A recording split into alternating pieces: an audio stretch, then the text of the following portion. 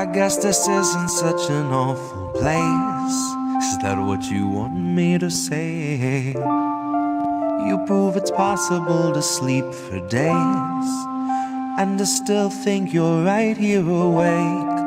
The cost of living isn't much to make, but God, it's so hard to save. And when they told you everything was safe, were you safe?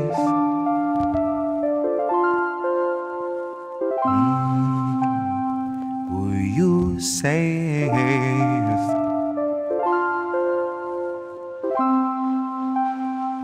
Were you safe?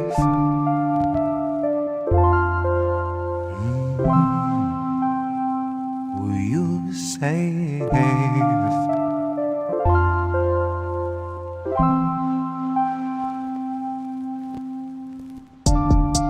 I guess this isn't such an awful place.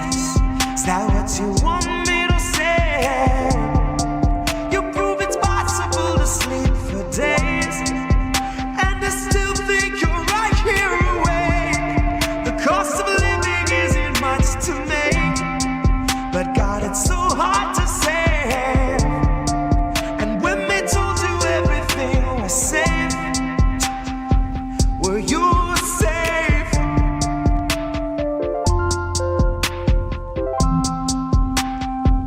Were you safe?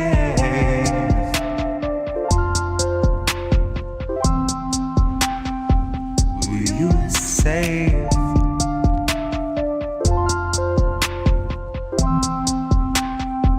Were you safe? Fresh off the masses, the brand new cancerous growth, who has come here to vie for your vote.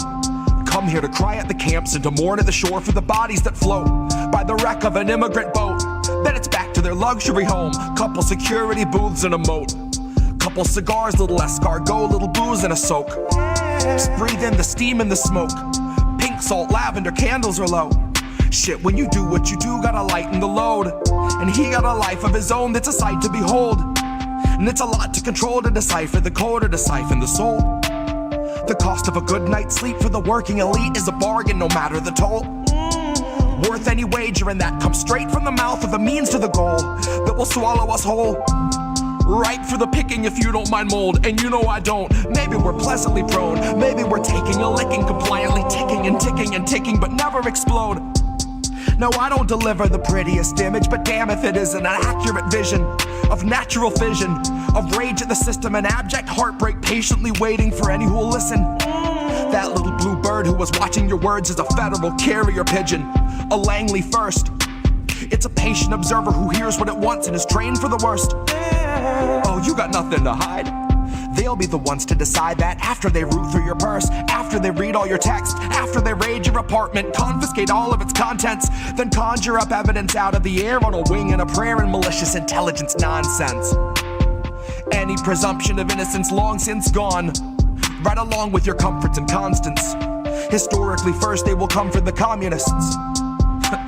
So why in the fuck would I say I'm a communist? Well, it might be I love my community more than the monsters of opulence who are holding us hostage, who are vomiting promises. Might be I'm all done seeing our pensions and benefits harvested. Might be I'm all done watching the populace being disarmed in the guise of an armistice.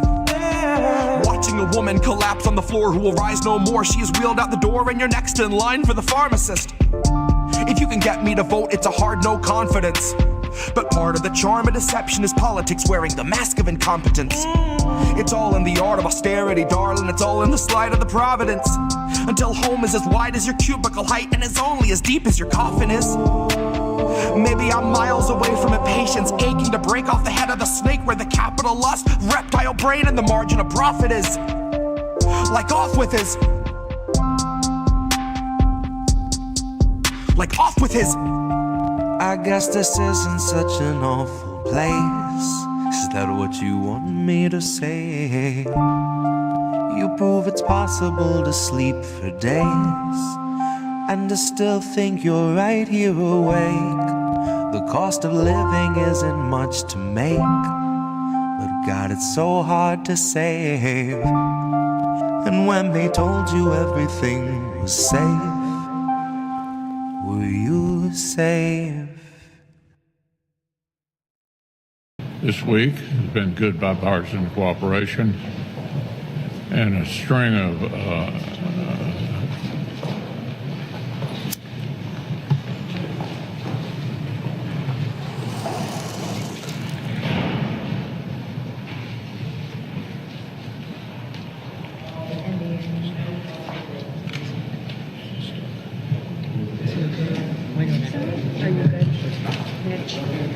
Okay, Mitch? Anything else you want to say, or should we just go back to your office? Do you want to say anything else to the press?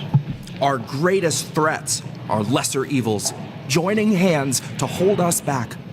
Worried looks from heartless people, tearful words from soulless hacks, faux concern from thieves and rapists, thoughts and prayers from Epstein's friends, moral laws from fascist racists, healthcare laws from Cigna's pens.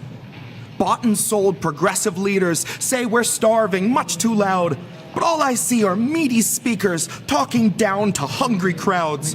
Squad and all their sleazy leeches feast on workers plump with clout, stalk them through the tallest grassroots, track the unions, drag them down. Reap their labor, eat their labor, none too proud to suck it out, none too shamed to freeze your wage, then beg for change like fund me now. Rush me $20 or our democracy will surely drown. Rush me $20 so we can cluster bomb 100 towns. Rush me $20 and once you've emptied out your bank account, you'll get to say you've made us proud and BlackRock gets to take your house. Just rows and rows of perfect clones of vacant homes, raised to bones, then carried off by corporate crows, beneath a gaping sky where nothing lives and nothing grows, but hungry money swells and bloats, and money-hungry grifters gloat to fleece the coats and trust and votes of sheep and sacrificial goats. They coax their hopes like open throats, where leeches feast on helpless hosts. The offer sees their beast invoked. The BlackRock altar belches smoke. It rises that the world may know they've christened 2 new CEOs, one for press and public show, and one that just the board will know, who wears a crown of migrants' hands, who smiles when the cities flood, who has been anointed head to toe in workers' rights and children's blood, who bought the bill that soaked organic vegetables in fracking mud, who made his billions banking on technologies for tracking us, who filmed us every day as we kept smiling where the camera was, and streaming from our cancer clusters, chatting up some Langley bugs who take the time to listen when you think that no one gives a shit. They're nice enough to help you sow your discord into stripper clips, lead you to an act that they have planned out like a business trip, show you where the buzzwords go when manifesting manuscripts. It's manufactured terrorism, crafted by precision tip, sanded past all recognition, ground beneath clandestine grit, carefully conducted by the feds in the orchestral pit, watched by millions, none the wiser, smiling wide, applauding it. So who yells fire in the theater when they don't smell the hint of smoke? What audience enwrapped and eager rises up as one to go and flees as from some gnarled reaper, leaves the actors there alone? Who would hear one frantic teacher, warnings blared through tears and foam, say, rob yourselves of entertainment, leave your seats, but don't go home. The war outside is greater than these actors care to show. We've one night left before containment. Early dawn, they'll drop the dome. The streets tonight need all your anger. Playing now, the fall of Rome.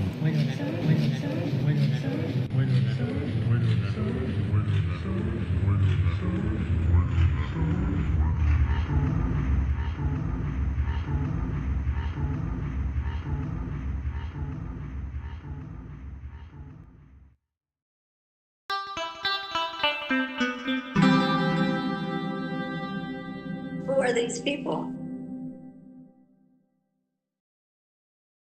Who are these people? What's up, fam? All right. We got fam here. I love it. I see Kate. I see Joe. I see Sean. I see Alex. I see Fred. So that's at least like 6 people plus me. You tell me that it's saying only 5. Okay, I know you're lying, YouTube. Fuck you. I know there's more than 5 people here. See? We're already getting shadow banned, and the stream has just started. Welcome, everybody. This is Indie News Now live on Indie News Network. I am, of course, your host, Indy. What an original thought. Hi. Yes, I see that Lady Alex M has decided to call into the Pasta to Go morning show. That's awesome. And I'm glad you got a chance to talk with my brother Pasta. I guess Nico, too, this morning was on, so that'll be fun. Definitely dial into that. Just before we went live, you heard Meat Speaker. That was the Jesse Jet piece mocking or talking about Mitch McConnell after he glitched the first time. I think that was 3 years ago. I don't even remember, but it's been years. Anybody heard from Mitch? Oh, wait, no, that's right. No, he's likely not living anymore. But they still haven't announced that, and somehow they were able to kick that can down the road past August 3rd, like we predicted that they would.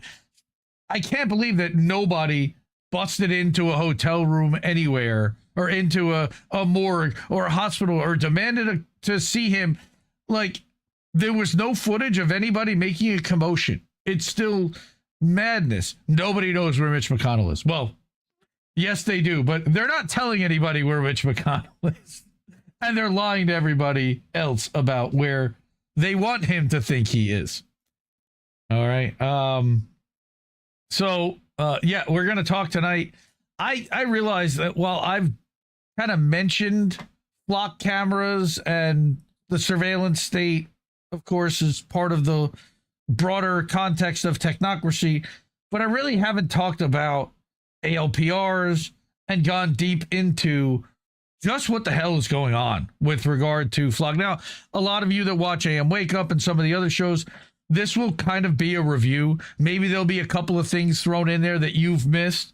But what I'm trying to do with this first hour is kind of put together a comprehensive, where have we been to date through this whole surveillance state, the bait and switch that's been happening with flock, and now the pivoting towards other organizations as people start to wake up to flock itself. There's a lot there. There's a ton to unpack, and I'm not even going to get to, I'm going to just scratch the surface on all of this. I'm going to shout out a couple of excellent independent creators that have been really all over this for years.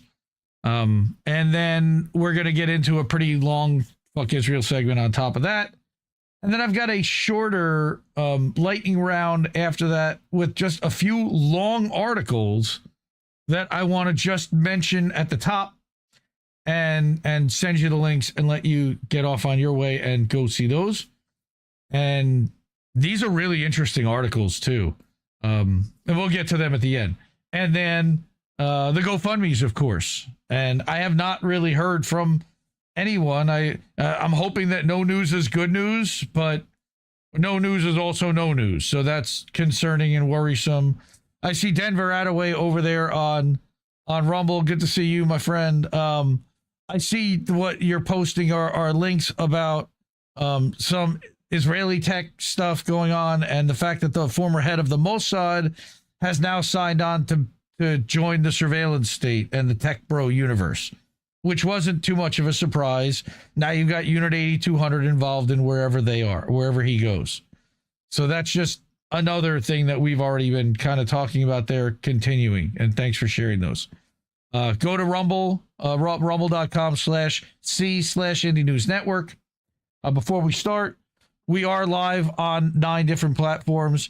Those are the people that have already supported our channel. That's our wall of fame. I love everybody up there. I see that graphic every day. Cash App, $ Indie News Network. o-v.com/Indie News Network. We'll pop something up on screen and in chat and let us know that you did that. You can also contribute directly at IndieNewsNow.com. It's the name of the show. It's also a news aggregator website that we created. We stream live there. You can support the media, and you can also pick up merch there. And then we got our Substacks. INNnewsletter.com, where I publish a weekly update, and INN News streams and Boat Smashing and Other Boats and American Tradition. That's the network's newsletter. And then you've got Indie Media Today, where we are live right now. Hello to everybody watching live over at IndieMediaToday.com. Actually, I just realized I don't have it up on screen, so I can't see your chats if you're over on Substack. So I'm going to open that at the moment. And hi, everybody. And then, yeah, we got a good show tonight.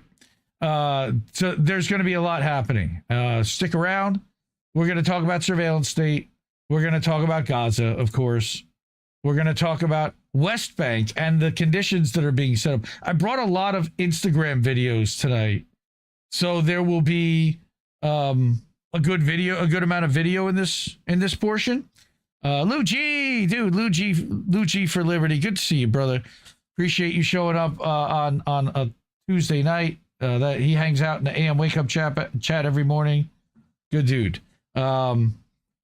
So yeah, we're gonna watch a bunch of videos, including we're gonna start off the Fuck Israel segment later with the 10/7 conspiracy theory that I promised from Corbett Report, because I still that thing makes me smile because he did such a good job.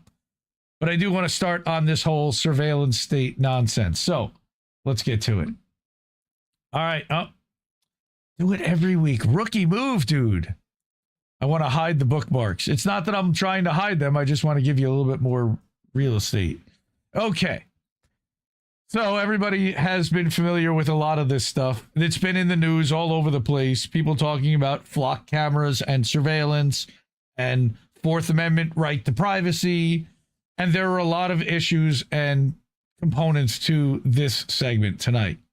All right. So we're going to start with a member of the Independent Media Alliance, Jason Bassler. Jason Bassler runs a site called the Free Thought Project. A big fan of his. And he has been doing yeoman's work. Now, what I want to first point out is that this is from July 29th, 2024. He has been on this for more than 2 years. So he published this tweet 2 years ago. 5 facts every American needs to know about flock cameras. Number 1, flock cameras use AI technology to capture information about vehicles, including make, model, color, license plate, damage, aftermarket alterations, frequently visited locations, and then stores it in a database. This is a very, very high level overview. Number 2, and again, this map is now 2 years old. Flock safety is blanketing American cities with dangerously powerful and unregulated automatic license plate recognition systems. These cameras at that point were already in use in over 4,000 cities across at least 42 states, with approximately 40,000 cameras installed. That number is now doubled, at least. Number 3 is that Forbes recently reported that FedEx partnered with flock cameras to equip their fleet of trucks with camera plate readers, sharing the feeds with law enforcement. Similar arrangements exist with Lowe's, Kaiser Permanente, and 4 other multi-billion-dollar companies. I'm going to show an update to that with more. All right, fact number 4 is that when flock cameras identify a vehicle on a hot list using its vehicle fingerprint technology, that's trademarked, or the location data is instantly sent to law enforcement. Every new agency that buys flock cameras expands this network, contributing to an Orwellian mass surveillance system. Again, July 29, 2024. He predicted this was coming, and it's really here now. Now, at that point, he had a website called atlasofsurveillance.org, and enter your zip code to see if your local police are using flock surveillance technologies. Contact your city council member or state rep, voice your opposition to these cameras, and share this information to warn others. So we're going to start there. All right. Again, Jason's been all over this. And so now we move further into this June. Everybody knows about flock cameras, but they're not the only company scanning license plates. So now the surveillance state net has expanded. At least 7 other companies are scanning your plates every day. Genetec is number 2. Motorola is number 3. It's not one company, it's an ecosystem. The surveillance cartel is more than one brand. And what I said was the snitch state has multiple names. But also, I'm not sure if you know that who bought Motorola several years ago? Google. Yes, Google. Google owns Motorola. So they are now also involved in surveillance state, snitch state, cameras, monitoring, feeding that back to their data center, contributing to their real-time algorithms, and they know location data on every one of your devices, et cetera, et cetera. It's very scary what they know now. All right. So now we get to just this week. It's not just Flock, Axon. It's not just Flock, Axon, and a few other companies are all making AI master surveillance cameras as well, because fuck the Fourth Amendment, I guess. Okay. And I don't know who Tiramisu de Fox is, but I completely agree. Again, this is right wing, left wing, chicken wing, turkey wing. We all fucking hate the flocks. True. So what this has started to do is invite some backlash and some pushback. But let's just get further into just how big this problem is. A reminder from Jason, and again, this is now from this past April, so now you're 2 years later. Reminder that these companies have flock cameras scanning their parking lots. FedEx, now remember, FedEx does have actual physical locations, but also their trucks are still wired for it. Lowe's and Home Depot, Dearborg's Markets, Kaiser Permanente Hospitals, Academy Sports and Outdoors, and you know those malls that are owned by the Simon Property Group? That too. Boycott them or you are bankrolling your own surveillance. And again, these look like they're just little poles with a solar panel and a little innocuous camera. It just looks so innocent. It's not doing much of anything, right? So here's DFlock. This is another one of these organizations that's become a watchdog reporting on all the wrongdoings of Flock. So this is a podcast that they have from Atlanta News. First, private retail chains have been installing Flock cameras in parking lots, including those of gun stores and shooting ranges, so allowing government entities to map who's purchasing firearms or ammunition without a warrant. Now, they also should be able to know who's purchasing, because in a lot of states, you should have to register and there's a waiting period and everything else, but not every state. And now they're putting them up. So Steve from AM Wake Up, we've been discussing this on the show for the last several weeks. We showed video of several different LPR cameras pointed directly at the entrance or exit of sporting goods stores that sells firearms and ammo. Any y'all wear a license plate on your shirt? Anyone else sick of surveillance? So we've already expanded it past just license plates, and now they are face scanning. I'll show other ones where they've gone to public parks where there's no cars anywhere in sight, and yet they're putting up a flock camera. And there was just an issue in my town. They're not talking about flock cameras, but a surveillance camera. Now, this is a graphic taken from Orwell Day. Again, not sure of the source. This shows a timeline of flock cameras in the New York City metropolitan area, all right, over the timeline of 1 year. First one is July 30th, 2025. You see very few blue dots. And then you see July 20th, 2026, and the entire area is blanketed with blue dots. By the way, somewhere in this entire map, I live. Not going to say exactly where. All right, but this is very much personal to me, because this is where I live. This is my area that has exploded in the past year, where we were resistant to it for the first year. But they've come after town councils. They've come after state governments. They've come after police departments, and they've made deals. And they've hidden and they've lied. So here we go. Champagne Joshi, people know him. He's pretty well known. As Flock faces a mounting backlash, problem, reaction, solution, I believe is a phrase that we've said before, that Corbett Report and Ryan from TLAV talk about, which is that they've already had the solution planned before they decide to roll out the problem, and then allow you to react to it, so that they then introduce their solution, which just happened to be completely ready.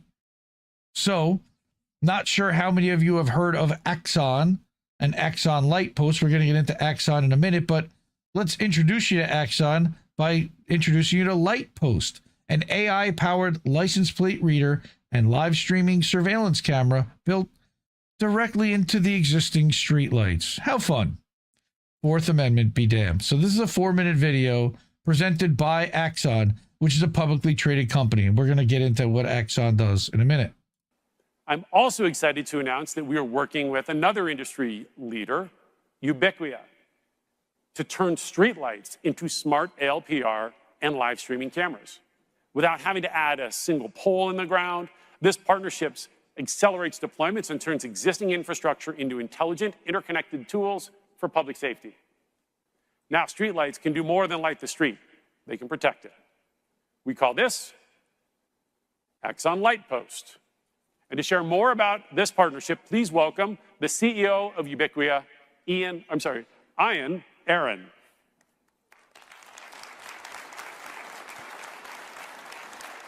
They're very excited about this. Snitch technology. Thanks, Rick. So at Ubiquia, our mission is simple: to make the world smarter, safer, and more connected. We actually do that by leveraging the existing infrastructure that's already in the ground. That's 60 million streetlights in the US and actually 450 million worldwide. And we make them intelligent.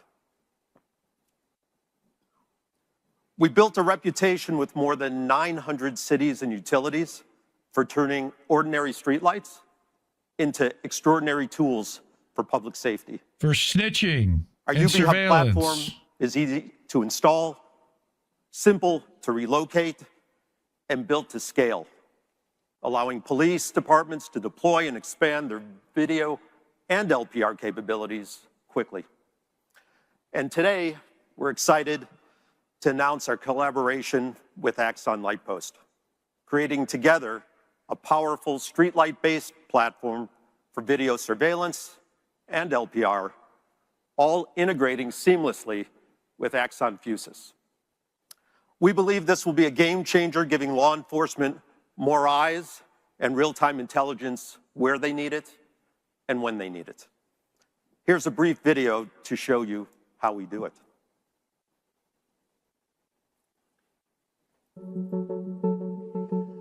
Here's the propaganda.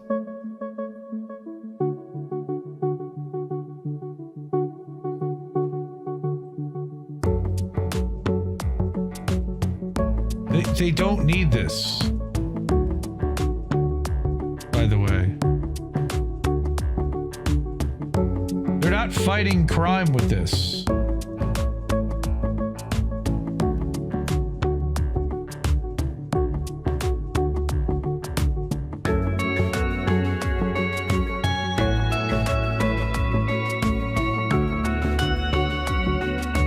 That's a 360 camera.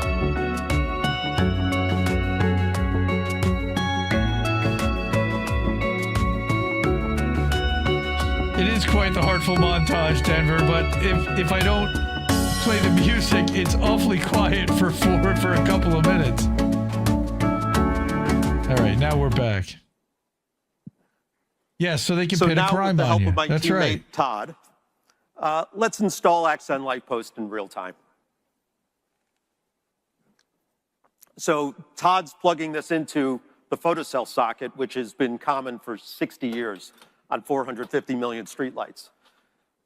This is how you install, power, connect LPR or any network camera with edge processing, 10 to 40 hours of video storage, and all integrated with Axon Fusus. Great work, Todd. And that's going to, of course, plug into the Palantir database, you know. Frightening. So now they're going to use the existing infrastructure. They'll use our tax dollars, local municipal tax dollars that we pay to our cities, and put this snitch technology in place in the name of keeping us safe. Who's asking for this? Unreal. Flock, again, isn't the only concern. So we get back to Jason. Ever heard of Axon Lightpost? And what's, again, funny, again, this was July 11th. It's a networked surveillance node with microphones, cameras, and real-time feeds. So now you've got sound. Flock tracks plates. Axon tracks everything around them. Two companies, one goal, the normalization of total surveillance. Now, I believe Axon had actually been partnered or together with Flock, and then there was a separation over ideology, and we're going to get into that in a second. Okay. Remember, again, Jason Bassler, Flock says our cameras only track vehicles involved in crimes. Of course, we know that's not true. Here's Jason saying, then why do we have photos of your cameras aimed at kids' gymnastics rooms and schools, and now a bike path? This isn't fighting crime. It's blanket surveillance. That's not a road. Why? Because they want to map the entire world for AI, partly. And then they want to be able to map human behavior and predict human behavior. Why? So again, reminding people that they're about transparency and about safety, right? So, but if they're all about transparency, why do they hide how many cameras are out there? And what are their failure and false reading rates? Hold on, guys. I gotta pause.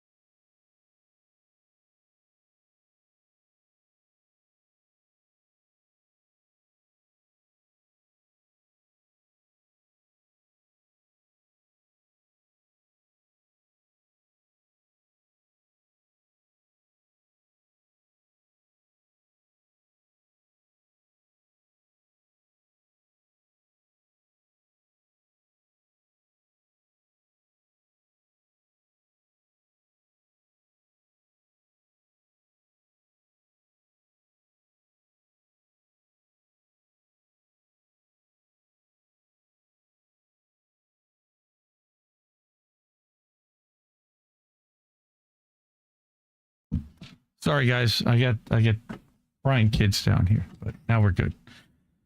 Woo. Apologies for that. We'll have to edit that out at the end of the show. Thank you. All right. So, like I said, if Flock's all about transparency, why are they hiding their total camera count? Why are they hiding false and failure and false read rates? Who they're sharing their data with, because they're a privately traded company, privately held. They don't need to share that. Okay, where cameras are placed. Well, we're mapping that ourselves, but they're not transparent about it. How long your data is stored, you would think we should know that. Who has access to that data? Again, same thing with sharing the data with, but also that's not necessarily who has access to it. We've seen breaches and all kinds of misuse. And then how many wrongful stops or searches or arrests were tied to Flock? Real transparency goes both ways. And we don't seem to be getting it. What a shot.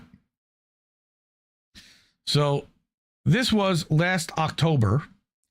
Remember when Flock swore for months that it had no federal contracts? Then journalists made them admit that they were quietly running a pilot program for Customs and Border Patrol with access to local police data.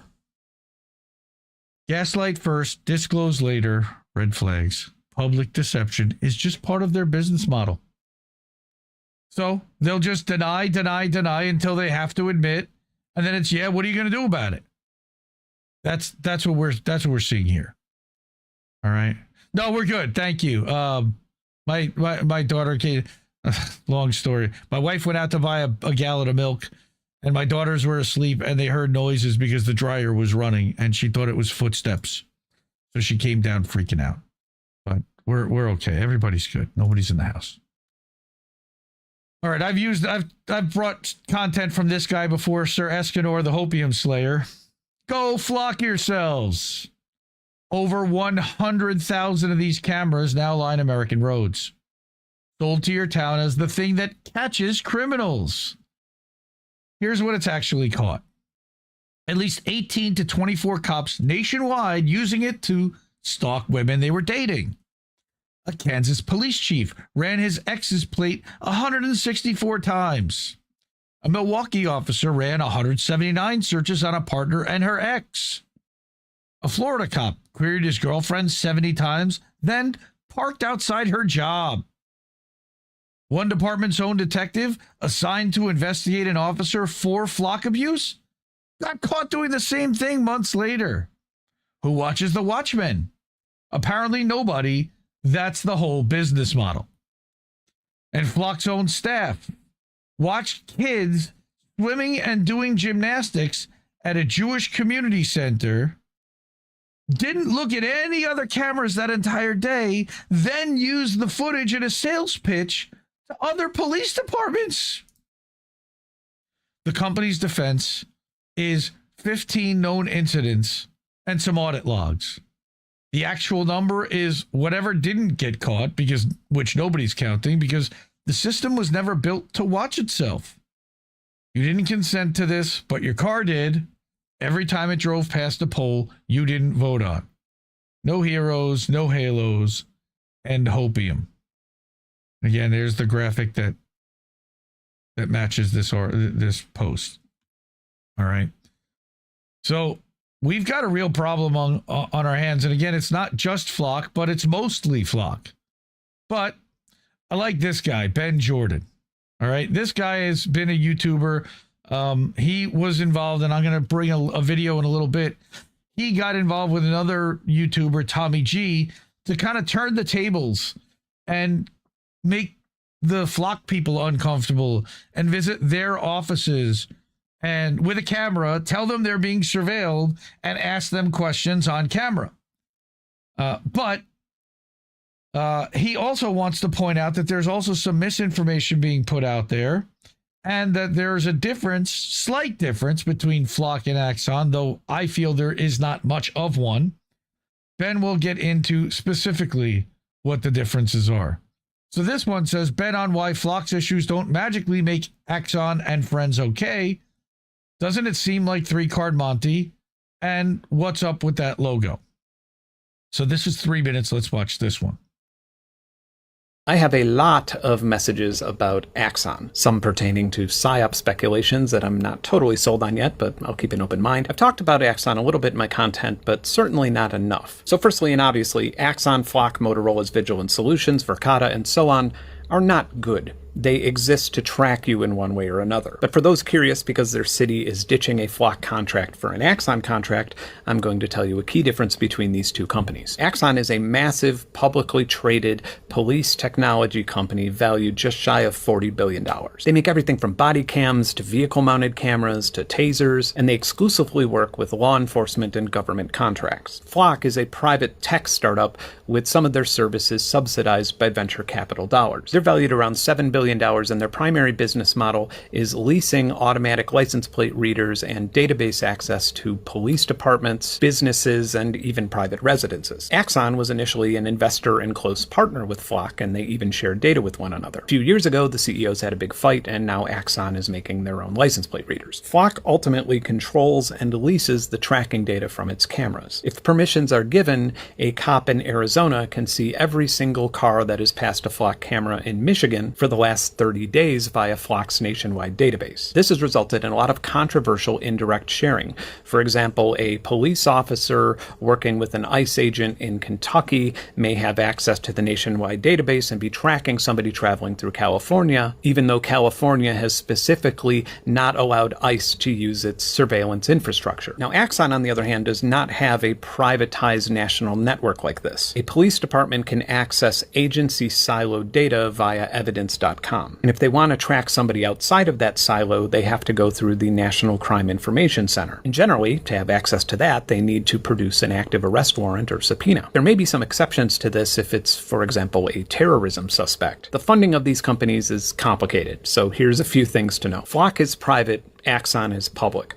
Public companies, by law, are required to be more transparent and accountable. Anyone can invest in them, view their quarterly reports, or browse through their SEC paperwork. Mark Andreessen's firm, A16Z, is Flock's #1 financial backer and sugar daddy, although Andreessen also heavily invested in Prepared, which was acquired by Axon last year. Donald Trump invested as much as $5 million in Axon before awarding Axon a $220 million taser contract. And then the Federal Reserve just appointed Mark Andreessen as an advisor. They're just there to take as much of your tax dollars as possible. If a city is addressing privacy concerns by replacing a Flock contract with Axon, it is a very slight improvement, but it's more so just a way that they can make themselves appear to be listening to you without actually addressing the problem you presented to them. In my opinion, this is not even a compromise. Okay, so there are material differences between the companies. But there's no telling exactly, it's a little bit more transparent what Axon may do with its footage. There's no access to a nationwide network. That's major, because then what they're right now doing is putting this surveillance dragnet in place using Flock. All right, but Axon, it doesn't exactly work that way. But if Palantir plugs into Flock or into Axon, it may be able to bypass a lot of that stuff. I don't know. What I see coming is between Oracle infrastructure and Palantir software, I think a lot of this stuff may end up at some point all interconnected, even more so than it is now from Axon. We already know that Flox is.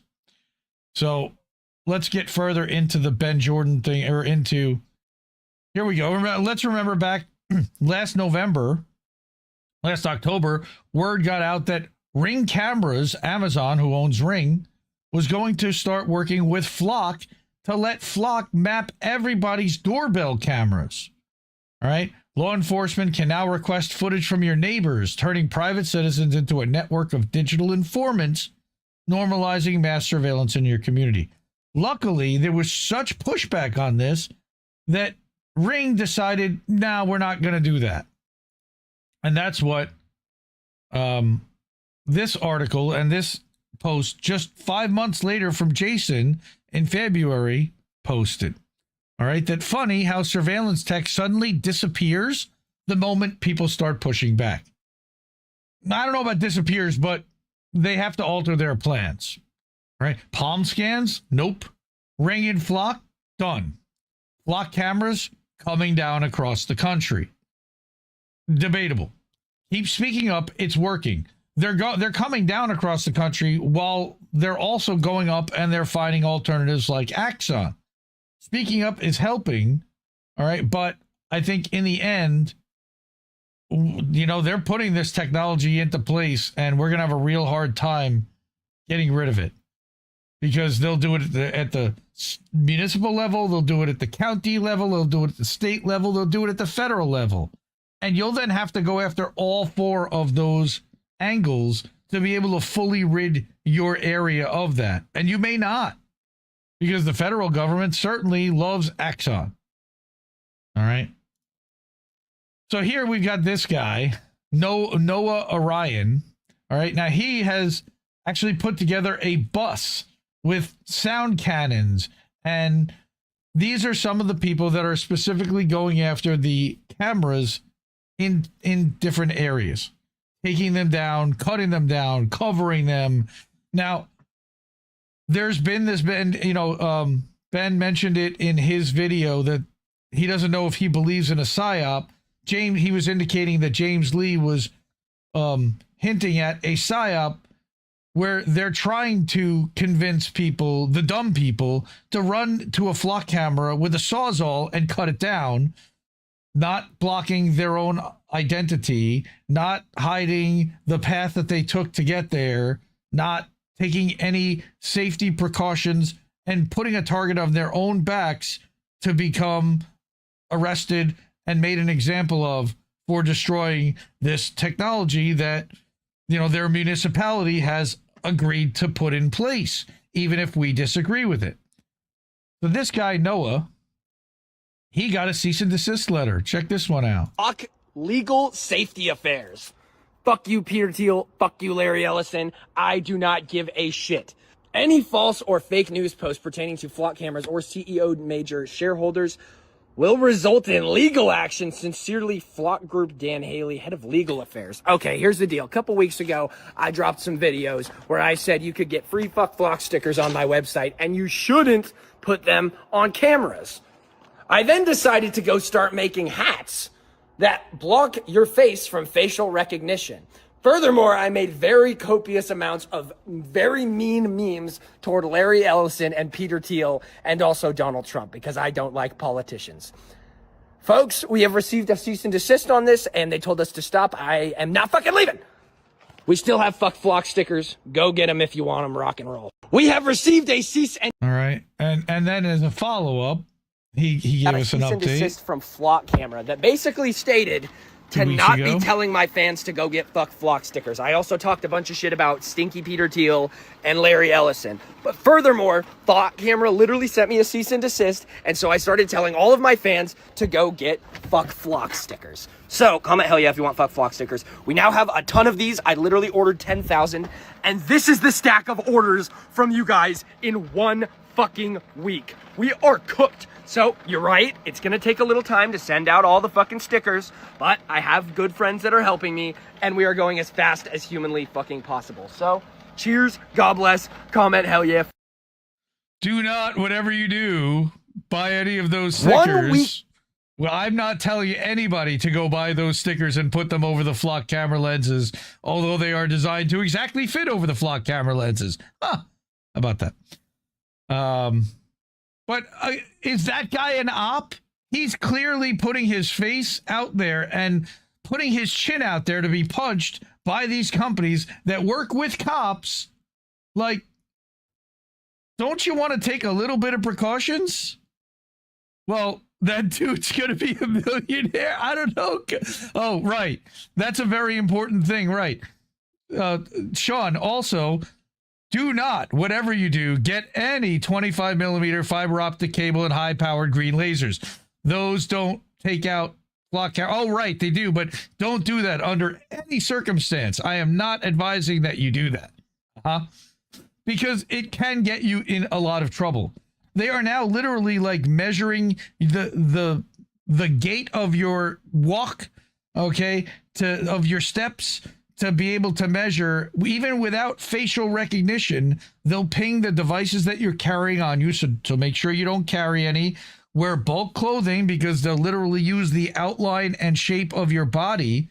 So you've got to look like, you know, kind of drag your foot and act like a grimace coming up to this thing. Like, it's unbelievable what they're forcing people to potentially do if they want to take a stand. Now, he did mention Stinky Pete, and he did mention Larry Ellison. Now, the funny thing is that Larry Ellison really has nothing to do with this. So I did a little search. Who actually does own Flock Safety? So they get down to a summary, and this douchebag, Garrett Langley, he's the CEO and co-founder. Langley, like CIA headquarters is in Langley, Virginia. That's no coincidence or anything. So you have 3 co-founders, Garrett Langley, Matt Fury, and Paige Todd. All right. The next largest owner is Andreessen Horowitz. Ben Jordan mentioned Mark Andreessen. A16Z is a venture capital firm that last year led a $275 million Series F round.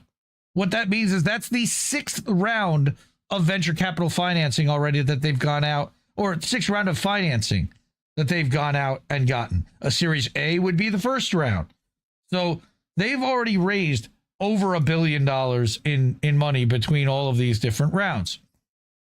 You have Matrix Partners, which has been invested since early on. They were in the seed round, or the A round, August 2018.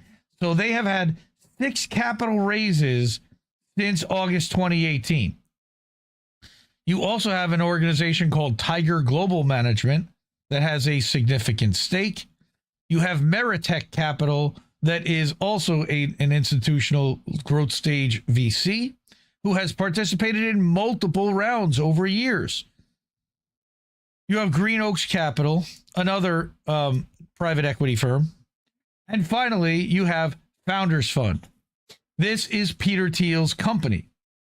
Okay, but it doesn't mean that he owns Flock. It means that he has a small share in the latest round of Flock. So he does have ownership, but he has no controlling stake. And that's what, and you've got more management stuff there and more institutional investors and VCs. All right. But this website, it's interesting, goes out of its way to specifically address this question. Does Peter Thiel own Flock Safety? Now, this to me is another psyop because he owns Founders Fund. Oh boy. All right. I'm gonna have to pause, guys. I'm sorry.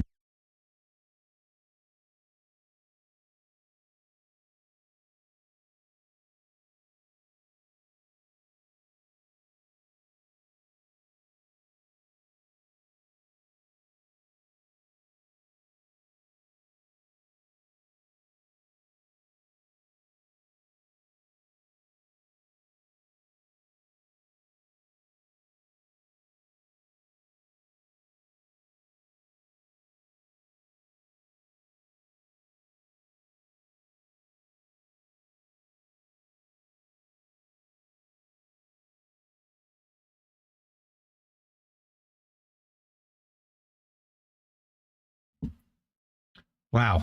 Okay, we're back. We're back. Sorry, everyone. Unbelievable. Okay. So again, this is a big psyop, I believe, to try to misdirect the fact that Peter Thiel does have ownership. He does have ownership. He owns the Founders Fund, which has invested in Flock. How can you say he doesn't have ownership? I don't understand. All right. So this question has circulated online extensively, and the answer is a clear no, which again is a lie. He doesn't own Flock Safety, but he certainly does have influence as an early stage investor before the company even goes public with his VC fund. While Peter Thiel co-founded Palantir and currently sits on its board of directors, he's never been on Flock's board and did not help start the company. That doesn't mean that he has no influence. Founders Fund, a venture capital firm Thiel started in 2005, did invest in Flock's latest $275 million fundraising round. Flock has not shared individual investment amounts publicly, so we don't even know how much he owns, but he definitely owns.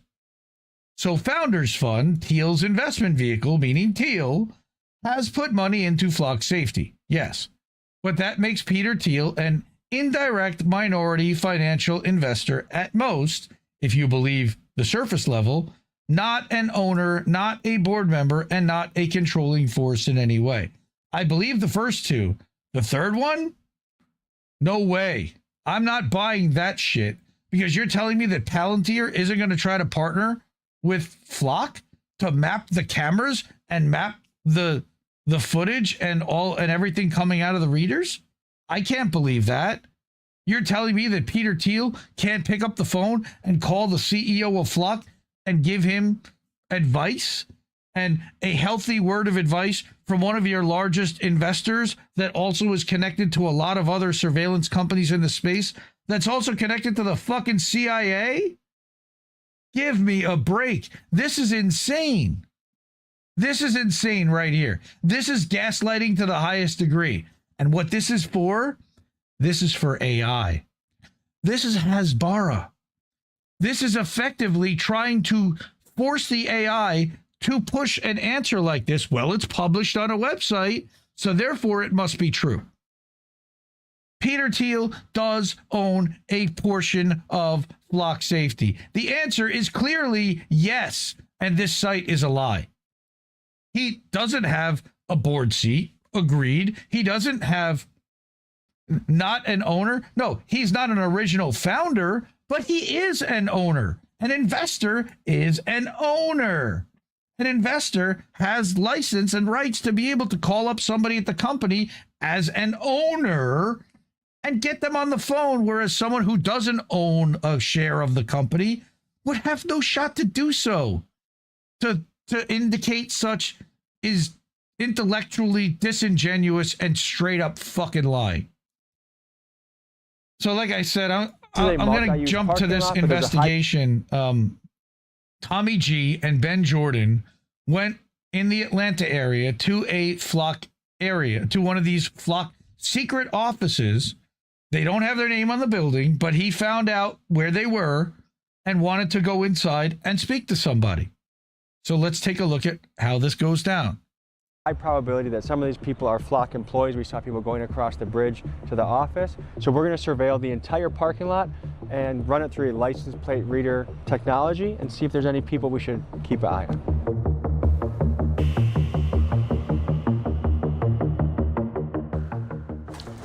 And so what can we use these license plates? Like, can we track people? Can we know where they live? So there's this Park Mobile, if you're familiar with it, if you've ever used it. Park Mobile had like a massive data breach, and all the license plates were pinned to everybody's like credit card information. And so you could actually just like take this data, which from this program I made, you could just like download a CSV if you wanted to. You could take this data and then run it past the Park Mobile data breach and see who all these people are, where they live, what their credit card number is. It feels pretty invasive. Generally, the reason I even make this stuff is to show people what a black hat hacker could do. So the viewer understands we're going to go about a 2-mile loop from your house. Yeah, we'll go like maybe 3 miles total. In this one, clearly, you can just walk up to it and press the button if you wanted to. The laws that require that mailbox to be put in concrete, or like that stop sign to have so much, it has to go down in the ground so much, and there's usually concrete or gravel under there. And this thing, they just plop into the ground without paying any attention to the roadside safety. Okay, so this is the first one close to your house, and now the journey continues. So they're mapping them all out in this case. After seeing over a dozen cameras within a short distance from Ben's house, it became clear he couldn't even go get gas or take a shit without being surveilled. After realizing this uncomfortable reality, we next went to uncover Flock's secret drone facility, where we soon discovered something strange. Whoa. Yeah, I guess this is the drone facility. Again, no company logo. This looks like an Amazon distribution center. Yeah, okay, yeah. I'm pretty sure this isn't a construction company that we're at. I'm pretty sure this is a fucking... This is all like shadow names, or? Yeah, OES equipment. I mean, as far as I know, we're on public property right now, so... This is the most heavily guarded construction company. Shit. That's a new one. This must be a prototype. We're surveilling Flock right now.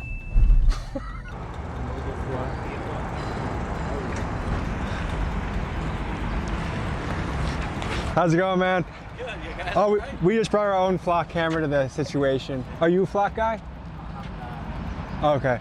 Wow, you got some cool cameras over here too. Excuse me, I gotta go. Oh, it's okay. I'm just gonna get your license plate if that's all right. You're under surveillance, sir. Sir? Sir, you're under surveillance. You okay? Oh yeah, we're just surveilling the scene. For what? Just for safety reasons. I mean, what are you doing running around in the street? None of your business, except for I'm surveilling you right now. It's not very safe to run. There's a lot of trucks that come up and down here. We had a truck that come down today and he was going quite fast. So this is a dead spot, as you can see, so just be careful. Thank you. Are you with Flock? What? Are you with Flock? No, there's a construction firm I work with, CSB. Oh, he's doing the back maneuver. All the Flock cameras on his trunk said that. Oh, what the? This man, James Boyce, is a former British Army veteran and a current Flock supply chain manager. Not only did he lie about working for Flock, which I'm guessing is probably normal at this company, but he also implied to Georgia law enforcement that I could have been armed, and we'll soon see if that puts my life in danger.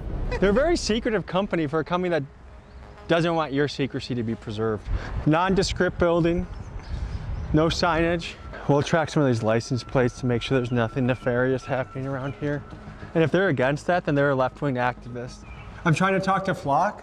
You guys gotta go. This is private property. You're not allowed here. I'm sorry. If that's one of ours, we'll take it back. No. We got it from eBay. Oh, okay. Well, We were trying to talk to Flock guys. I can't help you there. Okay, well, you're under surveillance right now. I just hope you know. It's for safety reasons. You're being watched. It's for safety reasons. It's kind of nuts, isn't it? Have a good day, sir. So it appears this entire building is under kind of a front company within Flock. And I would guess a lot of their company is structured like that. It's umbrella companies, LLCs, C Corps that own this, that are connected to that. And it's clever arrangement, and they're well within their right to do that. But again, it speaks to the hypocrisy of the whole story of they want to be private. It appears this entire company is under their construction organization. So they have some umbrellas going on, some LLCs, some maneuvering. Yeah. The corporate structure. You don't want to be like open with the public. You want privacy. Because the truth should not be afraid to speak. Anytime there's an element of hiding, it makes you wonder why.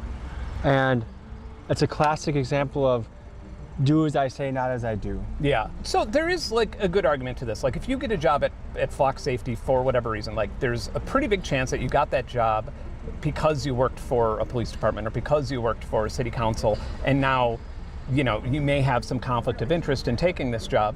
Nobody takes this job without knowing what the company does, without knowing how controversial it is. Bloody hell, James called the cops on us, and here's what he said. Hi, good morning, Mom. I'm Okay, what's going on there, sir? yeah, I'm sorry for calling. We've had some incidences today. I work for a company called Flock Safety, this is our main distribution center, and we've had a string of like YouTubing streamers or stalkers or whatever you want to call it. They've gone to our headquarter office and other facilities, and now they've turned up here.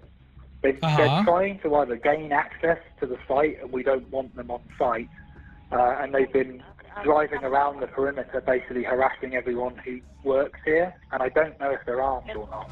Okay. You're en route to you, okay? Okay. Okay, thank you. Believe this? He calls the fucking cops. Now, of course, we know the cops work with Flock.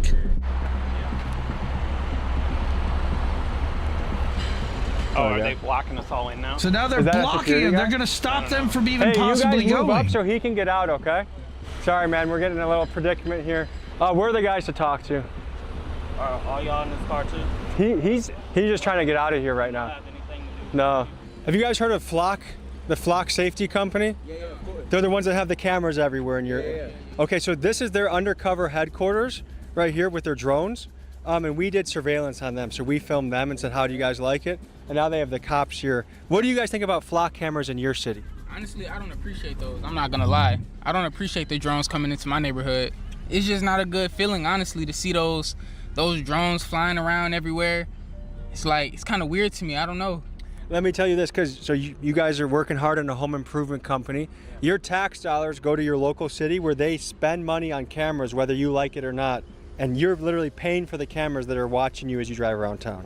Yeah, and we have no say-so when it comes to that either, you know? They just do that on their own. So I feel like it's kind of fucked up, you know? Any updates so far to what's going on here? Yeah, Uber Eats is here. I mean, can we at least let the people go in and out? Like, this is the thing with public safety. That's the police, in order to make things safe, they're blocking off the entire roadway, safer? so we can't get out, as if we look like a flight risk. And she's now got to park on the side of the road? She has to stop her car over here. Yeah, I mean, nobody's done anything wrong here. Like, you're literally doing journalism. Everybody here just literally came, like, they essentially came with to give me a ride back. Like, it's ridiculous. Like, we're not on their property. Sir, he's got to go. We all have things to do today. He's blockading us. Yeah, okay. Now it's something else. Because I ain't got shit to do with this. But now, I'm trying to leave. I got out the car because you're blocking me. Sir, you don't got to disrespect me right now. Sir, are we free to leave? Now you're disrespecting me. No, I can't leave. Sir, are we being detained? Is this the only exit? Yes. I wanted to see if this absolute numbnuts of an officer from Smyrna Police Department violated my rights, so I ran the scenario by my friend Officer Toombs from the Clayton County Sheriff's Office. You can tell us to go fly a kite and walk right off. And if I ask you, hey, am I getting detained, do you have to give me a yes or no answer? Absolutely. You guys have done nothing wrong. Actually, we've also done nothing wrong, and yet we're blockaded by a police officer. This is are we being unbelievable. detained? The manager wants to speak. It's a yes or no question, sir. You're gonna wait here until the manager talks to you. You're holding me until that guy talks, but you're not telling me if I'm going to be detained. Yeah, you are. Am I allowed to leave? Can I go in my car and leave? They are with Flock Safety. They just confirmed. How you doing? Hey, I'm good. What's up, brother? Hi, how you doing, sir? Good. So, Tell him what you need to tell him. So, gentlemen, I just want to be very clear. There's a multi-tenant site here with a lot of people that are just trying to work. I've got yourself and everyone running in the street. I'm telling you, this is an unbelievable video. You're okay. Are you safe right now, sir? Well, I don't know that, do I? So I just want to make sure. You don't know that. You have a cop standing next to you. You don't know if you're safe. Safety site and facility that you know of. And correct. Yeah. So your surveillance is correct. We're doing our own surveillance. Okay, so people don't really feel safe right now with people randomly trying to get into our sites and buildings. Oh, wait. You don't feel safe being surveilled? Is that what you're saying? Not at all, sir. Because that's what you guys do to us without our consent. Okay. And I think it's interesting when you guys have this happen. You call the police and make us get stopped, but then you do it and it's okay. I mean, our advertiser will call the police regardless. What we'd like you to do is, basically, we're saying that you're trespassing on this site and we'd like you to leave peacefully. This guy's blocking us that you called. Physically leave. All of us. This is my office that I work at Midtown Home Improvement. Yes, sir. Are you going to let us leave? Can I not physically leave my place of employment? Officer Smith. I'm speaking because I have something to say, sir, and you are blocking me. What we're asking is, like, you're essentially trespassing on this site at the moment. There's a lot of people that don't know your intent. They're on public roads. I don't know if you're armed. Okay, that's fine. But I mean, it's the same playing field, Buck. And essentially not really bother us anymore today. Was it bothering you to film you guys? I'm not bothered by filming. I'm being bothered by trying to go on a lunch break and people are running around in the street. Was it such a disservice to your day that you felt the need to call the police for it? I think if you had someone hanging around outside your house, you'd probably do the same thing. This is a business that happens to put cameras around the nation, and some people don't like it, and we want to do our due diligence. By the way, we have put in a request to your press team to actually speak to you face to face and have a fair interview. Right. And we haven't gotten back from that, so we did our own digging ourselves. Go through those channels. Go through those channels. I'm sure they'll tell you to fuck yourself. Hopefully clear up anything they do. Which is what After they did. Flock called the police and had us detained, I immediately filed a public records request for the police reports and body cam footage. In Georgia, by law, a city or police department has 3 days to respond to a FOIA request. I didn't even get an acknowledgement response for 10 days.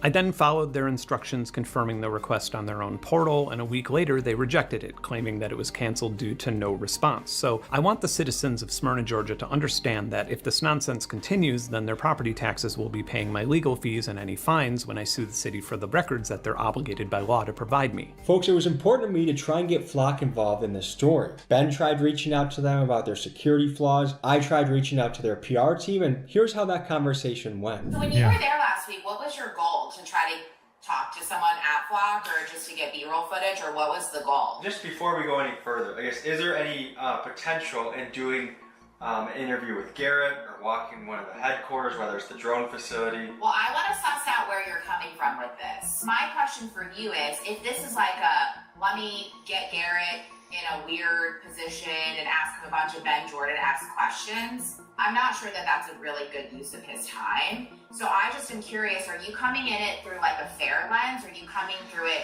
are you coming at this from like a sensationalist YouTuber lens? I think what people are afraid of is the potential for a mass surveillance state. Once it's in place and the scope keeps creeping, or a national emergency comes in, then all of a sudden the rules change, and something that's we were told came into our communities for one reason is now used for a much more draconian reason. And I think that's the other thing that people would be afraid of. He's not wrong. How would this work?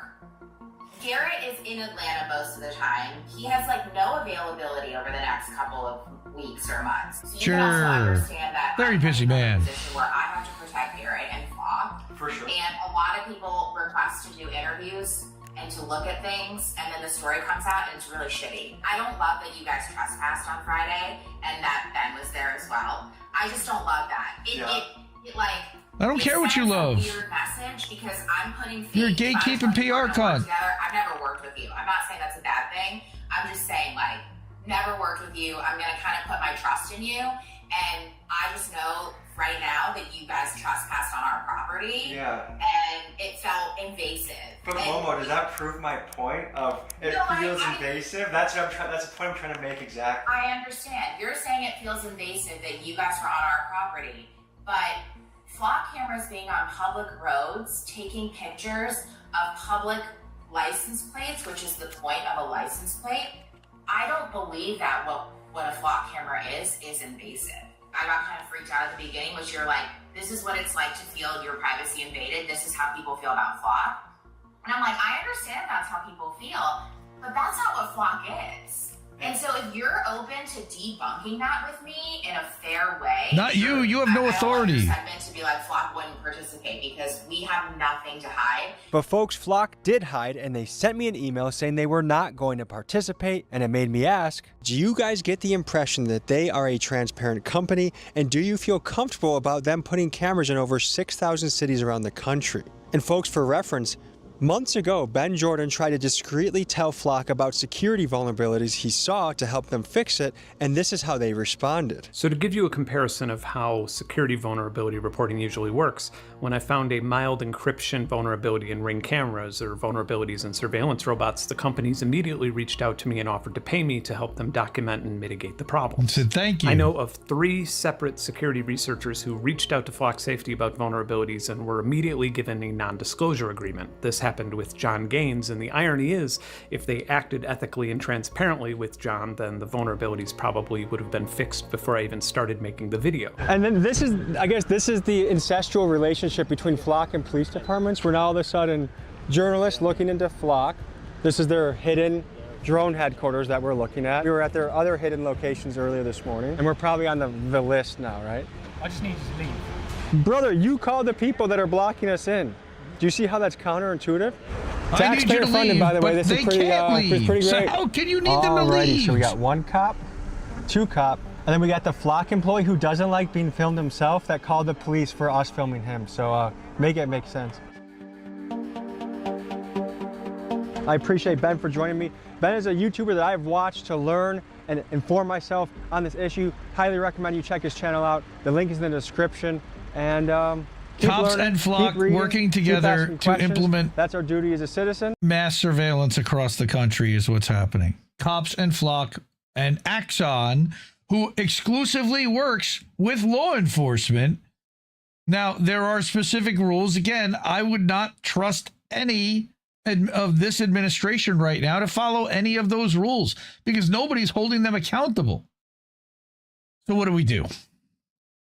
You know, this is also about solutions. I'm not just going to cry that the world's on fire and not do anything about it. So the first thing is let's find these websites that watch Flock.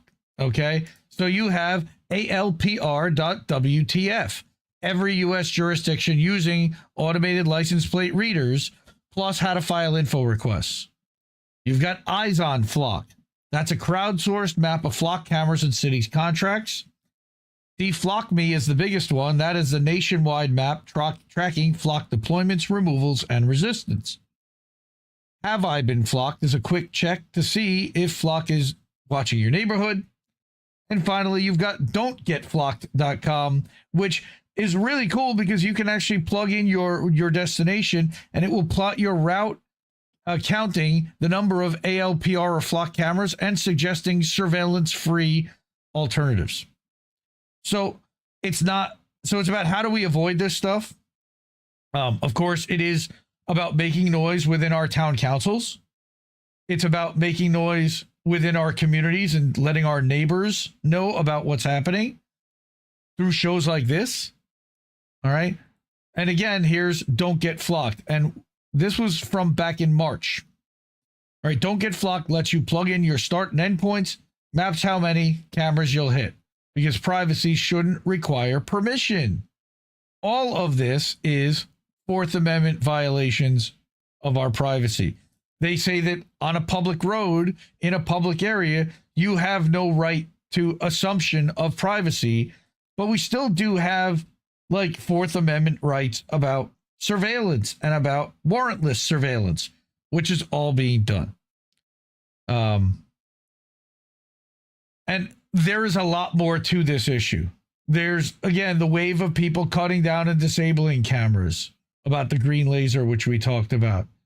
And then I wanted to also mention very quickly a few other channels that I've been watching all of this closely for quite a while. You can see I've put together a pretty extensive group. A lot of it would be Jason Bassler and the Free Thought Project. He does great work. I will also advocate for AM Wake Up, Steve Poikonen. You know, we co-stream AM Wake Up weekdays on INN, on Twitter, Twitch, and Kick. And Steve has been talking about Flock and Axon and the surveillance snitch state for quite a while.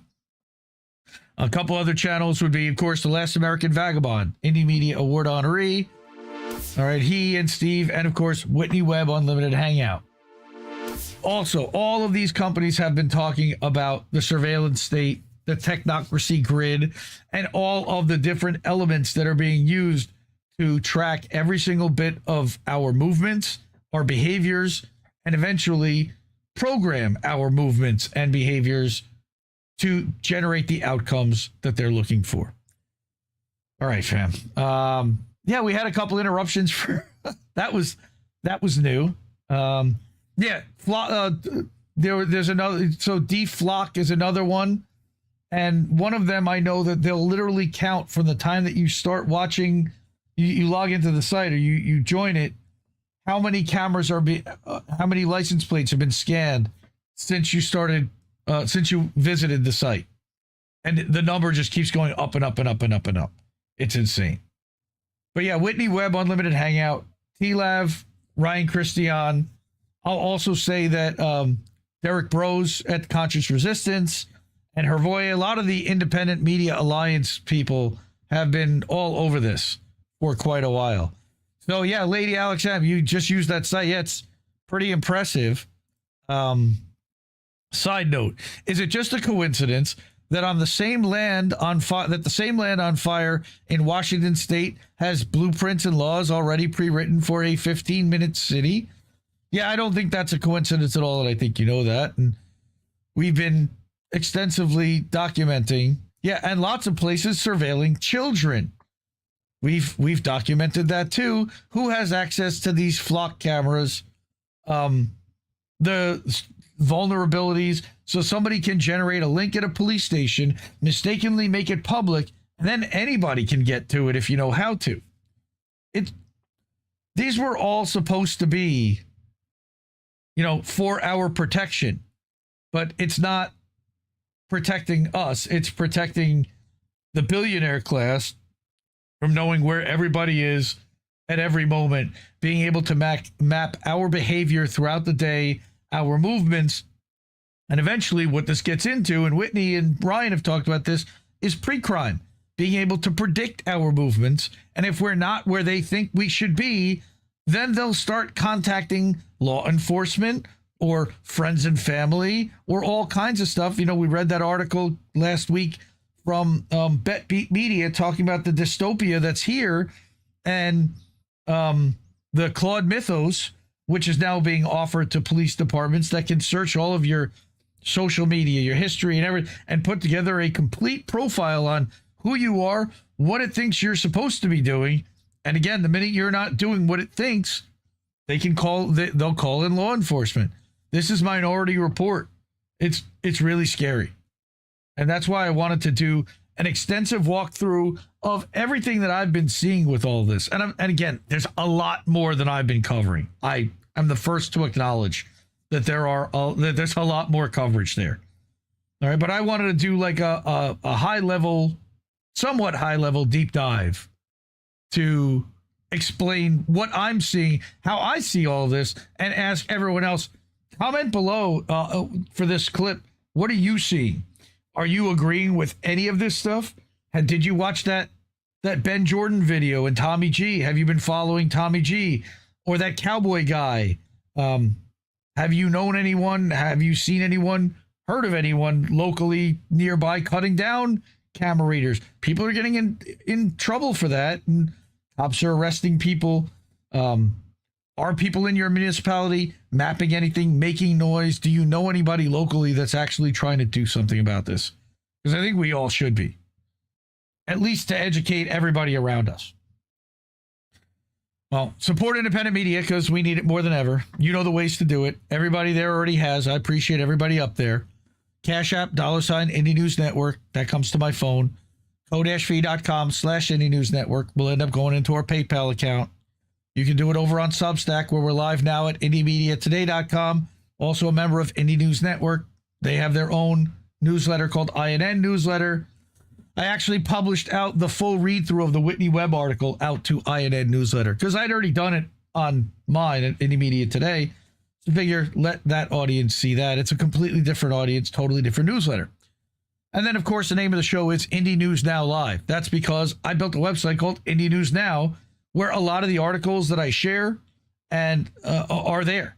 Links to them, to their original creator, to the original website. We're not trying to gatekeep, not trying to take their content. Want you to find, discover, and follow all these incredible independent creators.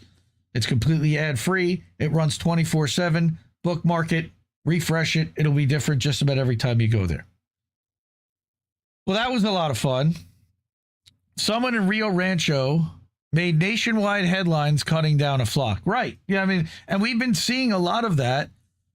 The concern is there a psyop behind goading people into doing that so that they will then get themselves in trouble, and then the community can make an example of those specific people, thus warning others from doing the same, against doing the same.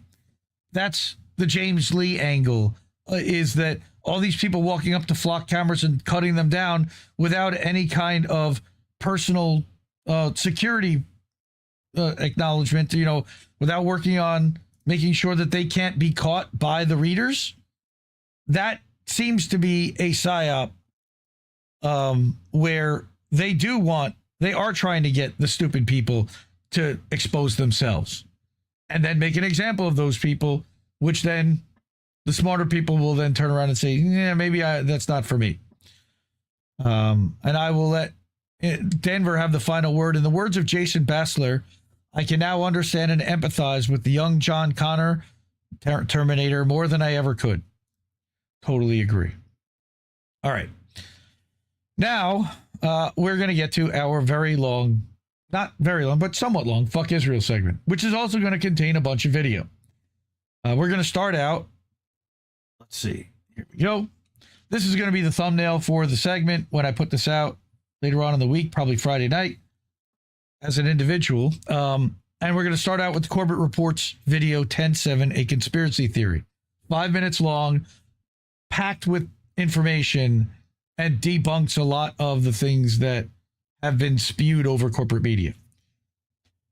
We're going to bring a video from Dr. Mark Browner, who was a Gaza surgeon that served over there and is now here. He just recently started a Substack, and he's been recording these videos, and he talked about what happened just the other day in Gaza, as well as Morgan Cooper, who is an American that lives in occupied Palestine. Currently, she's in the United States because they closed down the schools. She's a mom, and she's married to a Palestinian. I'll let her tell her story. Right. I've also got videos from Andre X and one from a guy named Cortland Combs, a thing about the BBC, and an article from Andy Worthington, Indie Media Award honoree. All right. We've got Anti-War, another Indie Media Award honoree, and Jonathan Cook. Like I said, I've got a pretty big lineup of stuff just related to Israel, and then we'll get to the lightning round afterwards. So let's start with 10-7, A Conspiracy Theory, by another Indie Media Award honoree, James Corbett of The Corbett Report. All right, you're going to hear that a lot. Go to indiemediaawards.substack.com for the full list, links to everybody's pages, social media, everything. Okay, so this was, I remember I played about 6 weeks ago, maybe longer, on the show, Corbett Report back in 2011, for the 10-year anniversary of 9/11, did a video called 9/11, A Conspiracy Theory, which I played on this show. It's outstanding, and it really does debunk a lot of the 9/11 narratives, which is interesting considering that we're coming up on the 25th anniversary of 9/11 in a month. Last week, or a week and a half ago, he put this video out, 10-7, A Conspiracy Theory, and I watched it, and I'm like, this is gold. This is just as good as the 9/11 video. 5 minutes long. You got to see this. So let's watch it.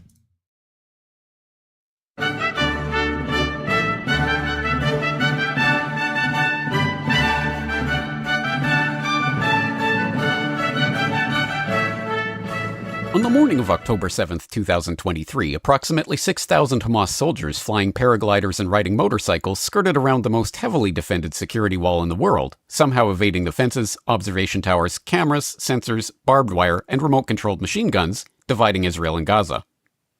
These 6,000 madmen, who trained for their dastardly sneak attack in full view of the IDF for months, then proceeded to roam around the Israeli countryside for hours with complete impunity, killing hundreds of Israeli civilians and not beheading babies and not raping women while IDF forces watched, because those IDF soldiers had been ordered to stand down that morning. All stations, I don't know why, I don't know how, something along those lines.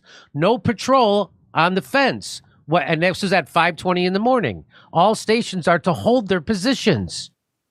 Then the IDF sprung into action by implementing a policy to kill their own citizens in the event of a hostage situation. ישירות, אני חושב שבאופן טקטי במקומות שונים ניתנה, במקומות אחרים לא ניתנה, וזו בעיה. Luckily, the news anchors knew exactly what had happened within minutes. Now, the Israeli military says this infiltration came by land, by sea, and by air in the form of Hamas gunmen on paragliders. The U.S. Senate knew within hours. And Iran is teamed up with Hamas, is what we are hearing. And the Israeli government knew within the day. אזרחי ישראל, אנחנו במלחמה. לא במבצע, לא בסבבים, במלחמה. But for some reason, a bunch of crazy conspiracy theorists began to ask questions about the most startling security failure in the history of the most heavily defended border in the world.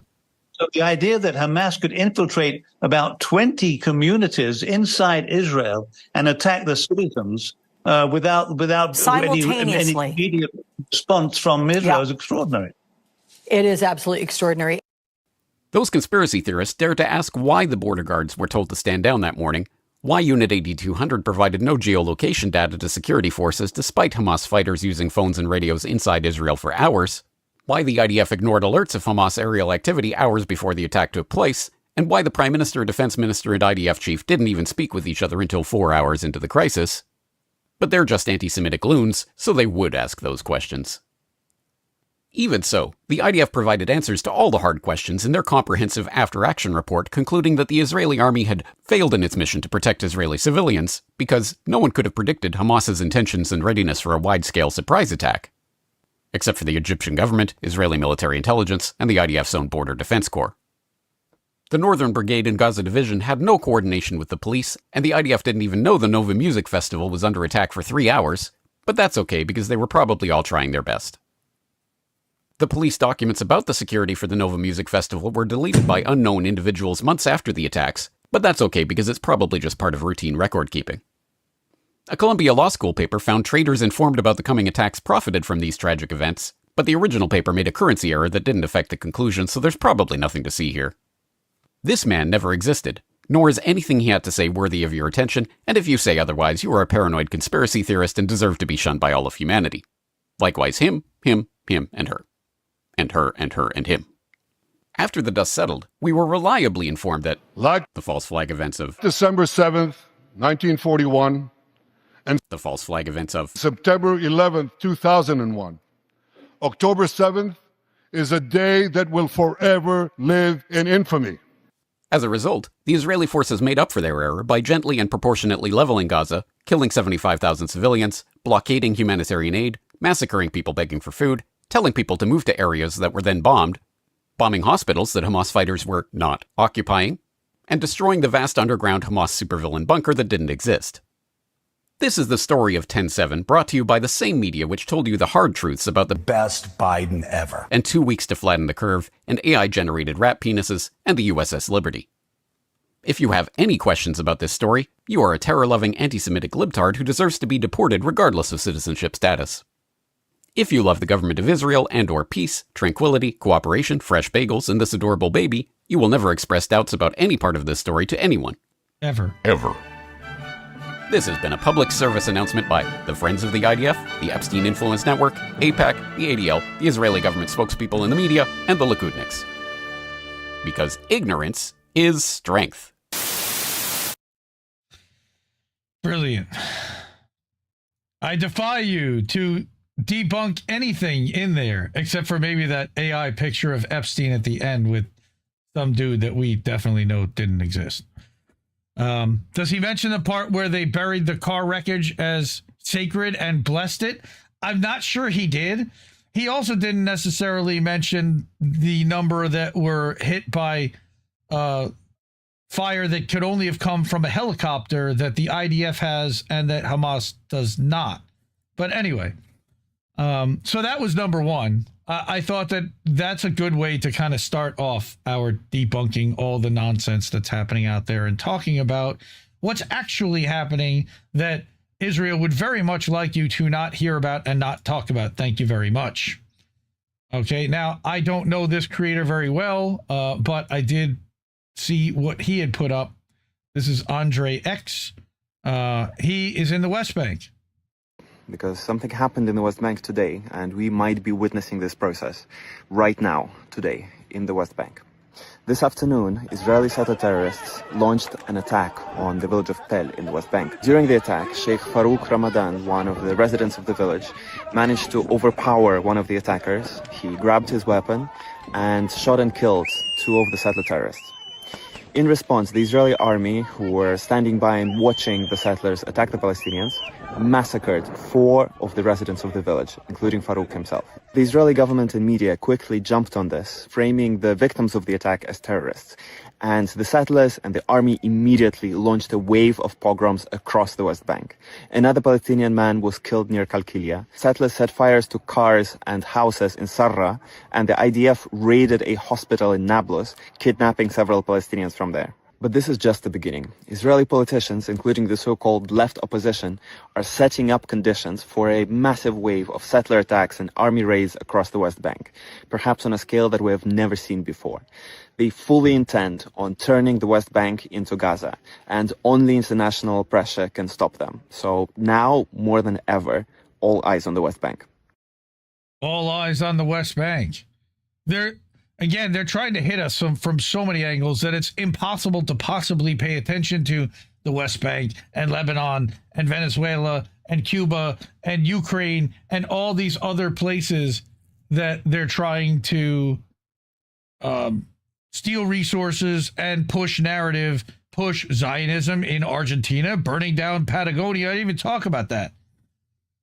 There's a lot of operations happening simultaneously. I think Richard Medhurst in some ways was accurate when he talked about the move toward the petro-gas dollar and toward seizing a lot of the energy resources. It's an energy play. But I did also want to bring this horrifying story because while it's all eyes on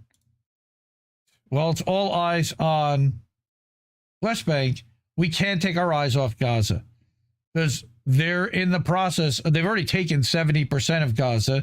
They're starting to bulldoze it literally down to the ground so they can rebuild it however they see fit. Nobody's getting access to that except for the contractors. But I've been following this guy for a while. I brought a couple of his videos. You can see the pain in his eyes. He's been over there. He's operated on children who've been shot by the IDF and tried to save their lives and was unable to. He's seen the kids shot in the head intentionally. And yes, even the BBC now has to admit that. I have a video for that later on. Let's listen to what he has to say. There's only 29 seconds. Field in Gaza. Yesterday was a killing field. I woke up to texts and phone calls from colleagues, nurses, and physicians in Nasser Hospital who were just overwhelmed. So many casualties. And the numbers are going to climb day after day. This genocide is not over. This ceasefire is a joke. Keep your eyes open. Don't be distracted. Yesterday. That's it. I mean, don't be distracted. And the Trump administration announces a ceasefire. The Trump administration announces some program or whatever. They're still murdering babies every day, and they apparently have ramped up the volume of their attacks over the past week. So let's listen. I'm a U.S. Morgan. citizen. I live in occupied Palestine. Hi, my name is Morgan Cooper. I'm a U.S. citizen. I live in occupied Palestine. I've been there for the last 2 decades. And I am currently in the United States after a few months in Malawi because schools were evacuated, of course, in February 28th of this year. to try to protect Palestinian children from the debris and missiles that the Israelis intentionally shot down over Palestinian communities. And so I took my kids and put them in school in Malawi, where we have friends. And I also worked for quite a while on getting their U.S. passports renewed, which was nothing short of challenging. And it shouldn't be. And now we're in the United States, traveling around, talking about our work, working with cooperatives and artisans, and also building an arboretum in Palestine. And I realized something being in the United States is that my Instagram feed now shows me very few posts from Palestine, but they are like 3 to 6 days old when I do see them. And that's really crazy. Like, without Al Jazeera Live and without all of the messages coming through on WhatsApp and Signal, I wouldn't even know what's going on as a U.S. resident, like somebody in the United States who wants to be informed. So you have to really work for it, and you need to follow Palestinian voices on the ground, and you need to actually click on their pages and click on their stories to know what's going on. Without having people reaching out to me, I would never know that my neighborhood about 30 minutes ago had the Israelis storm it, and they literally pulled up in front of my house, parked their car, jumped out, and threw grenades into our garden, which has like our fulfillment manager and our dogs, cats, our goats, and our chickens. So what? Like, terrorize the people, terrorize the animals, make life untenable. For everybody out there who thinks that the situation in Palestine is complicated and you can't understand what's going on, it's super simple. It is settler colonialism. It is a modern problem. And all of this violence is make life untenable for Palestinians, make life unlivable. We live right down the street from the city hospital. So what was the message to all the Palestinians there? Don't go to the hospital. Don't leave your houses. Don't live here. Because they are trying to make come true a Zionist myth of a land without a people for people without a land. And yet the land of Palestine was not only inhabited for the last thousands of years, the people are beautiful and deeply rooted in their land. And the Israeli occupation is trying to make life for them untenable in every way possible. So please make an effort to follow Palestinian voices and to click stories to see what's new, because Meta is censoring, and you know the American media is fully not covering any of this. Absolutely. And that's why IndieNewsNow.com has a live feed, and we are plugged into Israel-Palestine News, which is a massive aggregator, as well as Middle East Monitor, another massive aggregator, so that we are trying to get actual news that's happening real time out of what's happening in Palestine. A ton of respect for Morgan, and she's very, very fortunate that she has the option to take her family out to Malawi because she's an American. She's incredibly privileged. Otherwise, she'd be stuck in the West Bank with all the other Palestinians that live in the West Bank. And remember that there are 10% of Palestinians are Christian. They're not just Muslim Palestinians.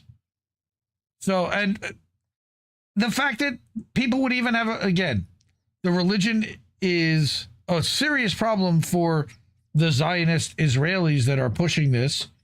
They are clearly anti-Muslim, and it's just, yeah, they're trying to make life untenable, as Morgan said. I mean, I can't say it any better.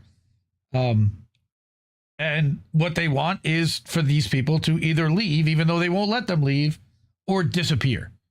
And there's only one way for them to disappear. But I got more videos. All right. I got this one from this guy. All right. This is Cortland Combs. Cortland fixes everything. I'm going to refresh this, and then we'll unmute and we'll listen to what he had to say. My first exposure to that blue and white country in the Middle.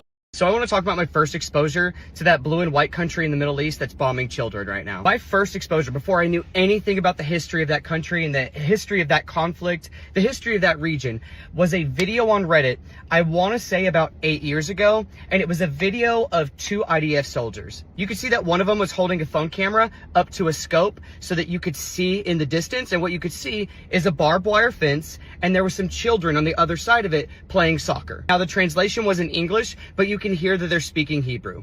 And they're saying to one another, hey, I wonder if you can hit him in the head. See if you can hit him in the head from here. And I literally, shit you not, he says, okay, let me see if I can do it. There's a pause in the video, and then you hear a shot ring out.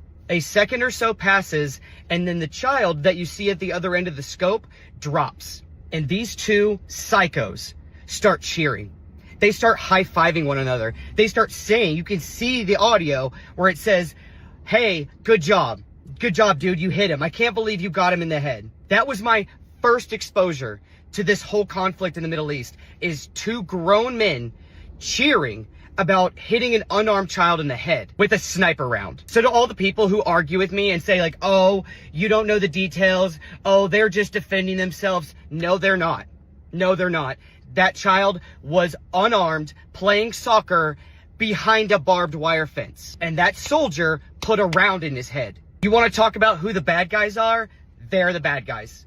They're the bad guys. Anyone who takes a shot at an unarmed child is the enemy. They are the bad guys. I do not want to hear about them being the most moral army when this was my first exposure to what they do to these people. So I want to talk about my first.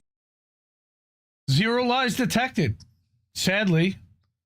So, and this is, there are a lot of Americans that have this specific kind of experience, especially over the last 3 years. If they had not already been plugged into what's been happening, if they weren't just consuming straight Hasbara, and they may have been on TikTok or Twitter or a social media site and saw some of the horrific footage that Israel is inflicting on babies, on unarmed mothers, yeah, I can understand that. And I feel the same way. Okay, so we're going to continue. I got a couple more. All right, this one, every innocent child deserves to live. Right, this unbelievable that this is even a question. BBC World Service has compiled material on over... This is the BBC, 19 seconds. The BBC World Service has compiled material on over 160 cases where children have been shot in Gaza and found that in 95 cases, the child was shot in the head or the chest. In most of these cases, the victim was under 12 years old. The cases we found run from the first...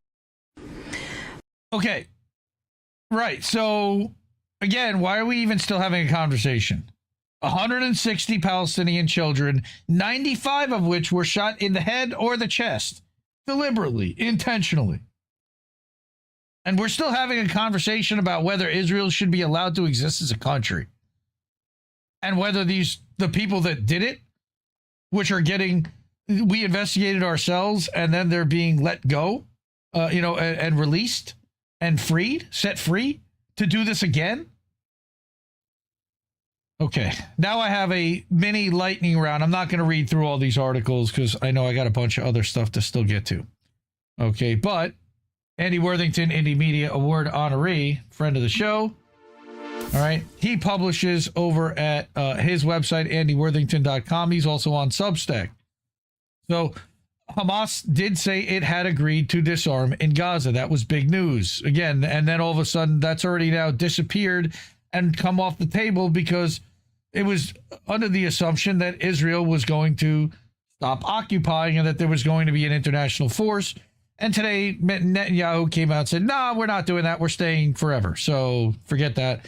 And then they're going to talk about building settlements. And that's already, we've been talking about that. And then how Smotrich and others are pushing him to announce that they're going to do that, which we already have known that they're planning on doing. And then they're going to build waterfront property that Kushner's going to get involved with. Witkoff's going to own some property, probably. And they'll have all the Gaza board of quote-unquote peace. Tech bros and everybody else involved get their little piece. I also have a thing about no more than $400 million to rebuild Gaza, when last week I brought an article saying it's going to cost $70 billion to rebuild Gaza. Well, maybe not the way that they intend it to be rebuilt. So let me get back to Andy here. Okay, in his new article, Hamas agrees to disarm, but only if Israel leaves Gaza, is his response to today's claim, trumpeted by Trump, that the Board of Peace, the body set up under his admin last October to implement a ceasefire and supervise the future of Gaza, has reached a historic agreement on the complete disarmament of Hamas and all the other armed groups in Gaza. Complete bullshit. All right, typically for Trump, this was a simplistic reading of an agreement made by Hamas to hand over its weapons to this Trump-run National Committee for the Administration of Gaza, or the NCAG, the Palestinian committee that was supposed to take over the day-to-day running of Gaza, but whose entry has been prevented by Israel. But only if Israel honors its unfulfilled commitments under last October's ceasefire deal to bring an end to its military activities, to stop seizing ever more land in Gaza, and to ensure adequate deliveries of humanitarian aid. And of course, we know that none of those things are happening. So this was just another misdirection, another head fake, another keep them kind of occupied for the keep the media distracted for the next couple of days at least, and then we'll come up with another strategy and then call it, oh, we're coming up with another deal, we're coming up with this or that. All right. And remember, again, he's talking about Kushner with the new Gaza. We talked about that on How Did We Miss That? 2 years ago in May. Look up the Gaza 2035 segment.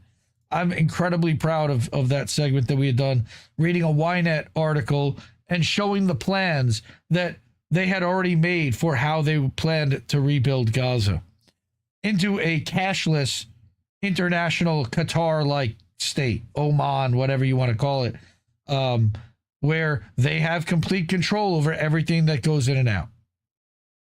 So again, read the whole article. Also read his Substack notes. This is just a short summary. He also summarizes that over the last week, he amplified a Novara Media interview with Ellie and Lottie of the Filton Four. Really important story that they're still on trial. And I talked about their lawyer. Shared a post from Gaza about complete collapse of the means of survival. Then he wrote another article about how the U.S. drove that fake scandal. We're going to talk about Kareem Khan, the guy from the ICC, right, which has its own problems, but it's the only board that was actually holding the Israelis accountable at all, and they then threw out the guy that was leading the investigation. So before we get to that Jonathan Cook article, I did want to mention, like I said, the killing has never stopped. Indie Media Award honoree at Dave DeCamp at Indie Media Award honoree at antiwar.com. This was yesterday, Sunday. Israeli attacks massacre 17 Palestinians across Gaza, despite Hamas agreeing on disarmament plan. This is what's happened every time there's a deal announced. All of a sudden, Israel ramps up the killing. Yep, there you go. Same thing. Go start. Yeah, I got it, dude. I got it. I'm all over it. All right. Also, the largest funeral in Palestinian history took place today. 308 martyrs and missing persons from a single residential square in the Al Sabra neighborhood. Families whose names were wiped from the record. Awful. Fuck Israel. All of these things. Okay, so the DeCamp article, let's look at that. Israeli strikes pounded Gaza on Sunday, killing at least 17. One of the highest daily death tolls in months. Just months, because, you know, they were killing hundreds a day. Just, and of course, there's a lot fewer people there now, so it's right. Despite Hamas agreeing to disarmament plan. Multiple children were among the victims on Sunday, including Azam Abu Taif, a 5-year-old, killed alongside his father and pregnant mother by an Israeli strike that hit a residential building in Gaza City, according to Al Jazeera. A family. 3 people gone. And the Israelis cheer. Those fucking monsters. Awful. Awful. Medical sources at Nasser Hospital told Al Jazeera that a couple and their young daughter were killed by an Israeli strike on an apartment in Khan Yunis. The child was also killed by an Israeli drone attack on a tent in Gaza City's western Rimal neighborhood. Why? Israeli strikes also pounded central Gaza, where at least 4 Palestinians were killed. Was anybody firing at the IDF? No. Was anybody doing anything other than trying to survive? No. And yet, this is tolerated. A day earlier, Israeli forces killed 8 Palestinians and bombed medical warehouses attached to Al-Aqsa Martyrs Hospital in central Gaza, according to Gaza's health ministry. The building looked like a crater. I didn't want to show a shot of it because I can't confirm that that's exactly what it was, where it was, and what happened. But from what I saw, according to what they said, that looked like an empty fucking crater where a building that housed medical supplies that are already in short supply used to stand. The ministry said the attack resulted in the complete destruction of 2 out of 4 warehouses at the targeted site, in addition to causing severe and extensive damages to the other 2. The heavy Israeli attacks came after the so-called Board of Peace unveiled what it said was a 15-point plan to implement the Gaza Peace Plan that doesn't have any Palestinians in it, announced by President Trump on Truth Social on Thursday night. To his paying customers, I know, because now they made the real-time API apparently only available to paying customers, and everybody else gets a delayed version of his feed, so they can then insider trade before anybody else. What a world we live in. Okay. So, the agreement calls for the halt of all attacks as it's being implemented, of course, but so did the October 2025 ceasefire deal signed by Hamas and Israel in October, which Israel has violated with constant attacks that have killed at least 1,230 Palestinians since it was signed. Because ceasefire means they cease, Israel fires. Under the new deal, Hamas has agreed to hand over its weapons to a Palestinian technocratic committee known as, like I said, the NCAG, which will take over governance of Gaza. But Hamas officials have maintained that the step will be taken only if Israel actually ceases its attacks in Gaza and withdraws its troops back to the original yellow line, that's 50%. So they're already giving up half their territory. And by the way, there's no sign Israel's actually agreed to the deal, despite the announcements from Trump and the Board of Peace. And actually quite the opposite, because 24 hours later, they're walking it back because Netanyahu said no. The agreement is a package.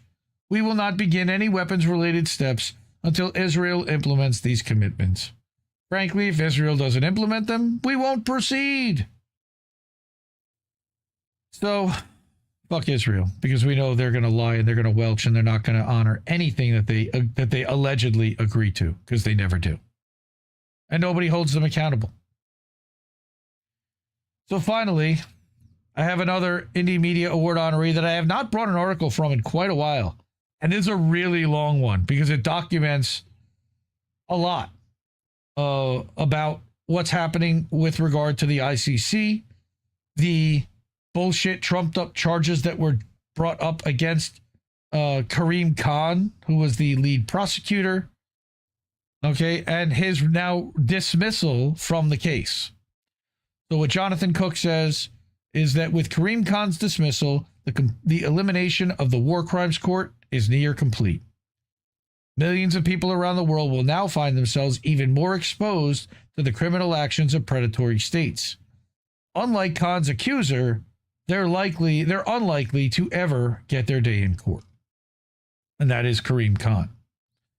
And I'll just start reading the beginning of it, and then we'll let you finish it. But the most important question we should be asking after Karim Khan's dismissal last week as chief prosecutor of the ICC, which is the International War Crimes Court in The Hague, is not whether he's guilty of sexual misconduct against another staff member identified as Sarah.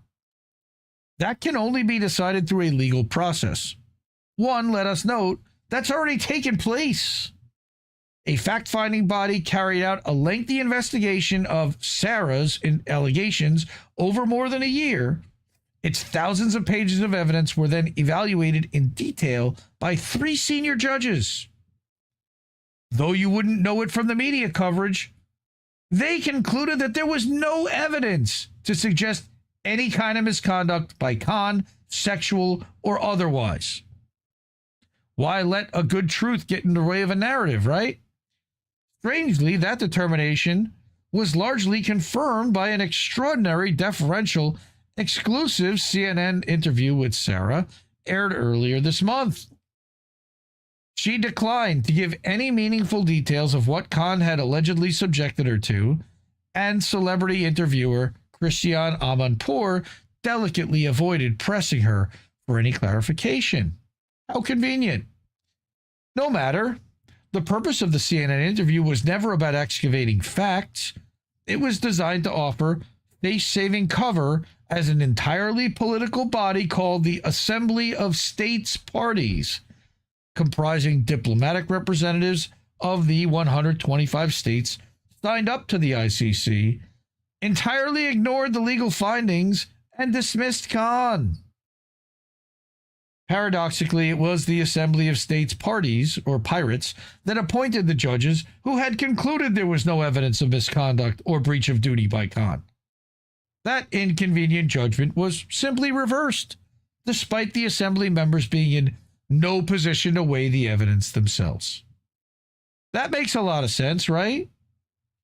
I mean, literally, this is Kafkaesque stuff. The Metamorphosis, Gregor Samsa kind of stuff. And it reminds me of what's been happening to Hussein Dogru in Germany, what's been happening to Jacques Baud in Switzerland. Speak out against the crimes of the states and of, their countries, and find yourself accused and your life ruined, which is exactly what they tried to do. So again, this is a pretty long article by Jonathan with several sections to it.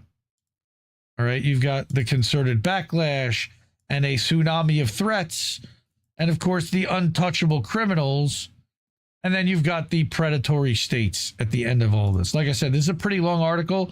I'm not going to read through the whole thing, but let's just read at the end, at the summary. All right, any lawyer who takes up the post of ICC chief prosecutor will be only too aware of the fate that befell Khan and the campaign of intimidation against Bensouda as soon as each tried to enforce accountability on Israel and its Western patrons. It will take a very brave individual indeed to renew that task. Khan's successor will understand that in any further confrontation with Israel and Washington, the U.S. will not hesitate to crush the ICC and with it, remove the only effective restraint on criminality by powerful states. More likely, however, that Assembly of States Parties, the political body that ousted Khan, will privately require from his successor reassurances that the new chief prosecutor reliably deferred to the principle of Israeli and Western impunity. Only someone less willing to ruffle feathers stands any chance of being appointed. That was the clearest of messages sent by the Assembly when a majority of member states voted to be rid of Khan. Khan! I want to get Shatner saying that.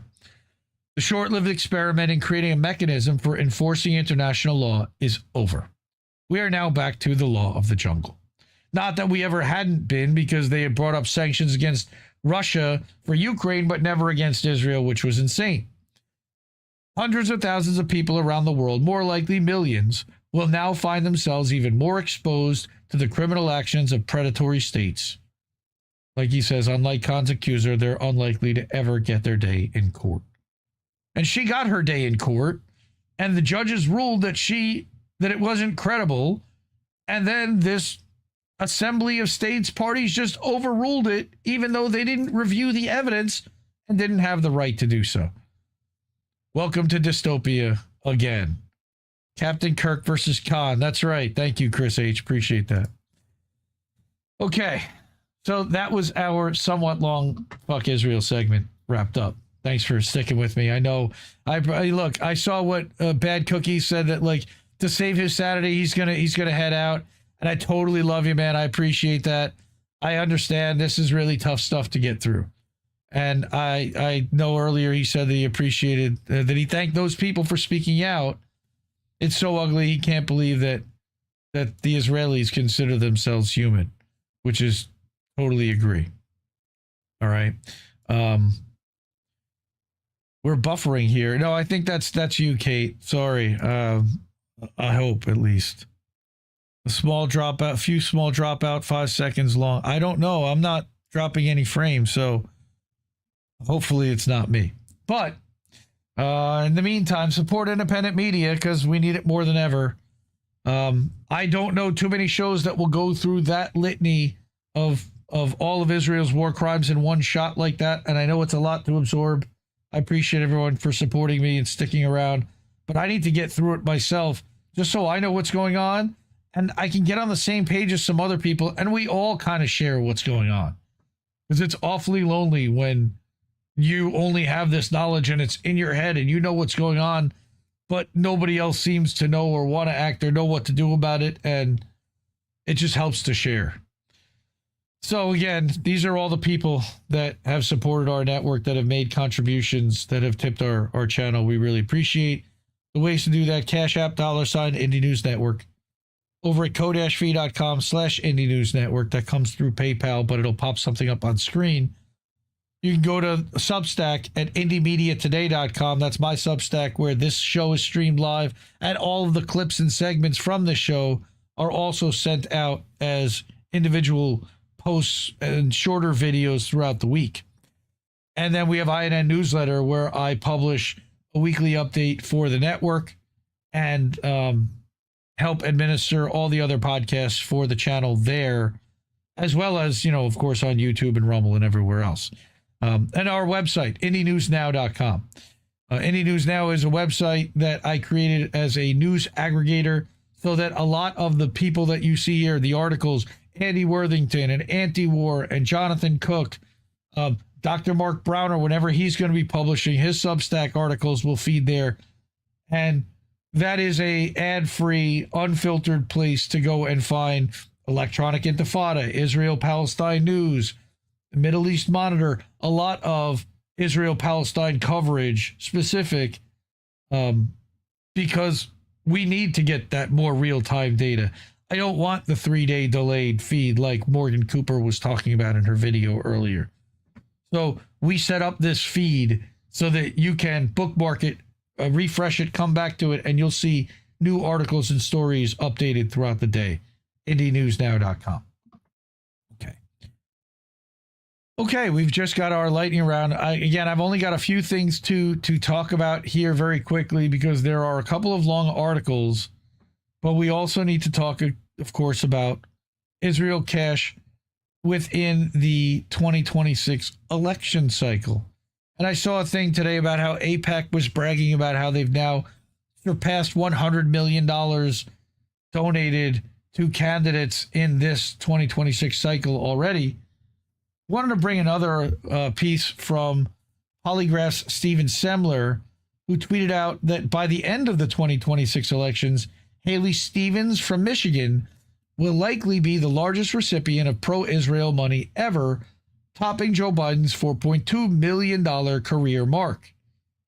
Which is funny because I think that if she loses, her opponent, the Republican who's opposing El Said, will top even that. But I could be wrong. He said that through 2024, she took $946,000 in pro-Israel cash, 13th most in the House, which is a lot. Just 4 months later, by mid-April, 18 months later, she was up to $3.3 million, which already is tops on this list. And she keeps getting more money, and you got to follow Robbie Yeager. He's been tracking the dark money in this Michigan race, which ended tonight. I believe the primary is today. I don't know if El Said won. He was leading. And in a way, I hope he wins. But he is a champion for Medicare for all. But he's also completely wrong on Ukraine. He's still a Democrat. So all these people that are doing this dance for El Said, this is nice. It's also going to give Cenk Uygur and TYT a massive amount of additional power if Abdul El Said ends up a senator. Because without TYT and Justice Democrats, Nobody would have known this guy in the first place. This guy's been running for office since 2018, backed by TYT and Justice Democrats. So know who you're getting. He's not a democratic socialist. They say he's much more along the lines of an Elizabeth Warren, Bernie Sanders type. He's going to play ball with the party. He might push back here or there. He'll push back on Palestine. He's Egyptian.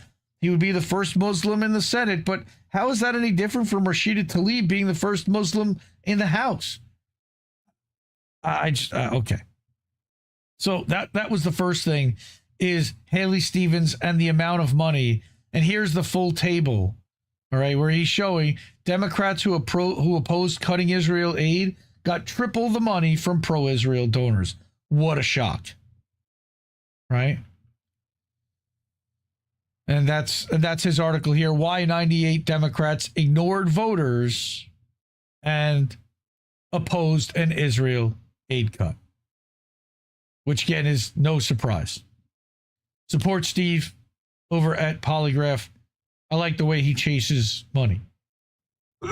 Though he is still a Democratic Party hopeful, clearly. I don't think that I think he is clearly more opposed to Republicans than Democrats. But what he does want to see is the money out all across the board, as do we all. So that's our first item from the lightning round. Item number 2, and again, consider the source, a Christian news and ministry website, the Wine Press News, covering a variety of current world events across various topics. And what they did was they compiled this article back in April of all of the CIA people that are out there across independent media, showing how alternative and independent media is completely controlled. And I hope it doesn't include your favorite podcaster too. It certainly doesn't include any of mine. I've been calling out a lot of these people for a long time. Moon actually, so this is all based upon a Moon video. I don't know if you know who Moon is. Moon's a large channel. All right. And then it dives even deeper into each of the people. The majority of the documentary focuses on John Kiriakou. We're all very familiar with Mr. Kiriakou due to his involvement with the Assange movement. Was he sent there? I don't know. Some people certainly believe so. I have my own thoughts on that. In 2013, he was sentenced to 30 months in prison for disclosing CIA secrets and classified documents to journalists. But was this all controlled? He still very much appears to be an asset, only disclosing certain facts and information. And he, like so many other former CIA officers, appears on these podcasts whenever a major event is ongoing or narratives being pushed and needs reinforcement. It's starting to become too noticeable, right? So he's everywhere lately. Kiriakou has become his own brand within the last year.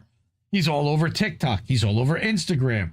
He's getting interviewed on Theo Von. He's invited on some of the largest podcasts out there. All right.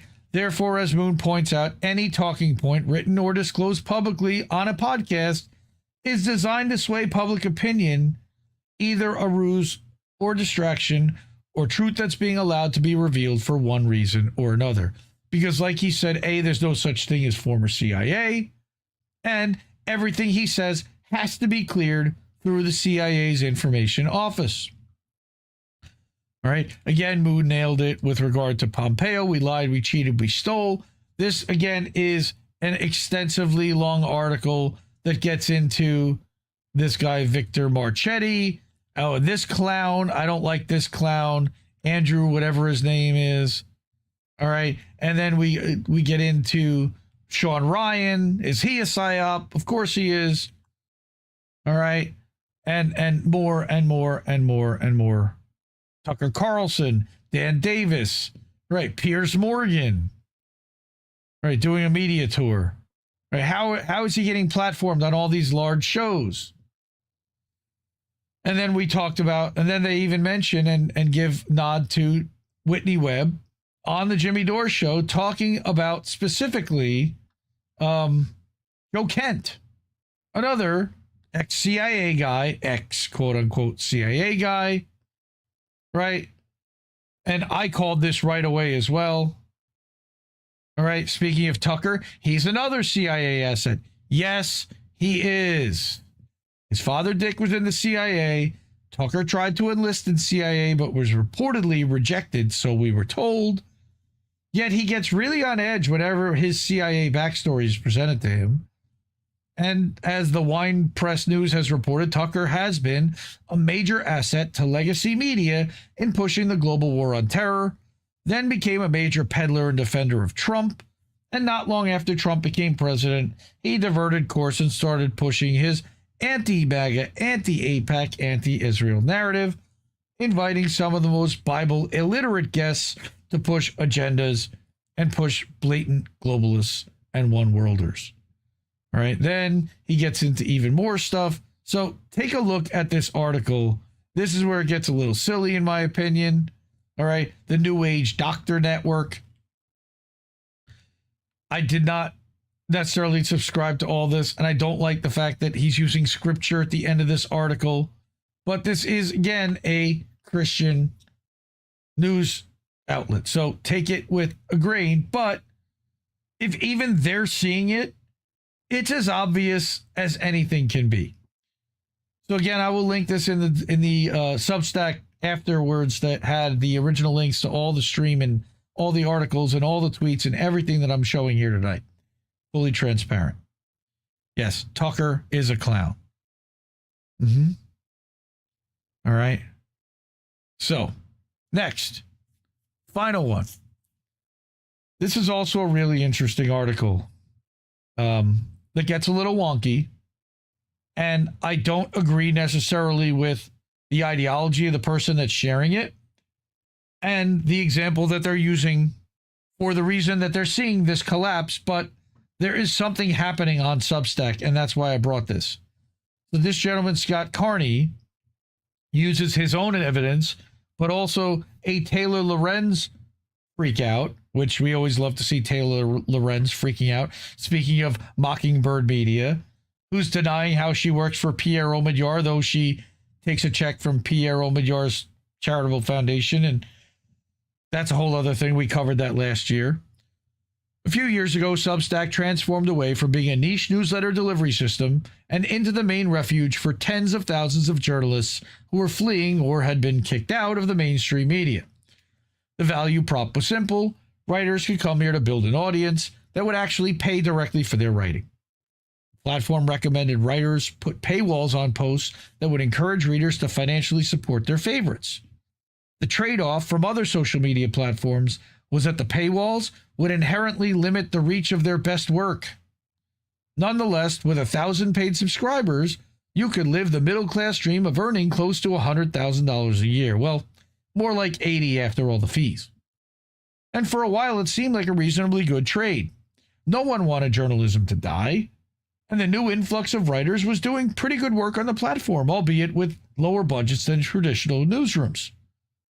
But the model raised an obvious question. How many individual newsletters could the platform rationally expect readers to pay $8 a month to access? Again, talking about shitlibs, early adopters on the platform did the best. As usual, writers like Heather Cox Richardson and Matthew Iglesias arrived early and earned millions. But as more writers showed up, the subscription revenue pile didn't grow commensurately. Even with Substack's discoverability mechanism, which is something that's missing on places like Ghost and Beehive, which are Substack newsletter competitors, it was getting more difficult to establish a real career here. So Substack tried to solve this problem by adopting a strategy that every other tech company had already worn thin. They pivoted to adding a Twitter-like function called Notes, which created a distinction between subscribers and followers.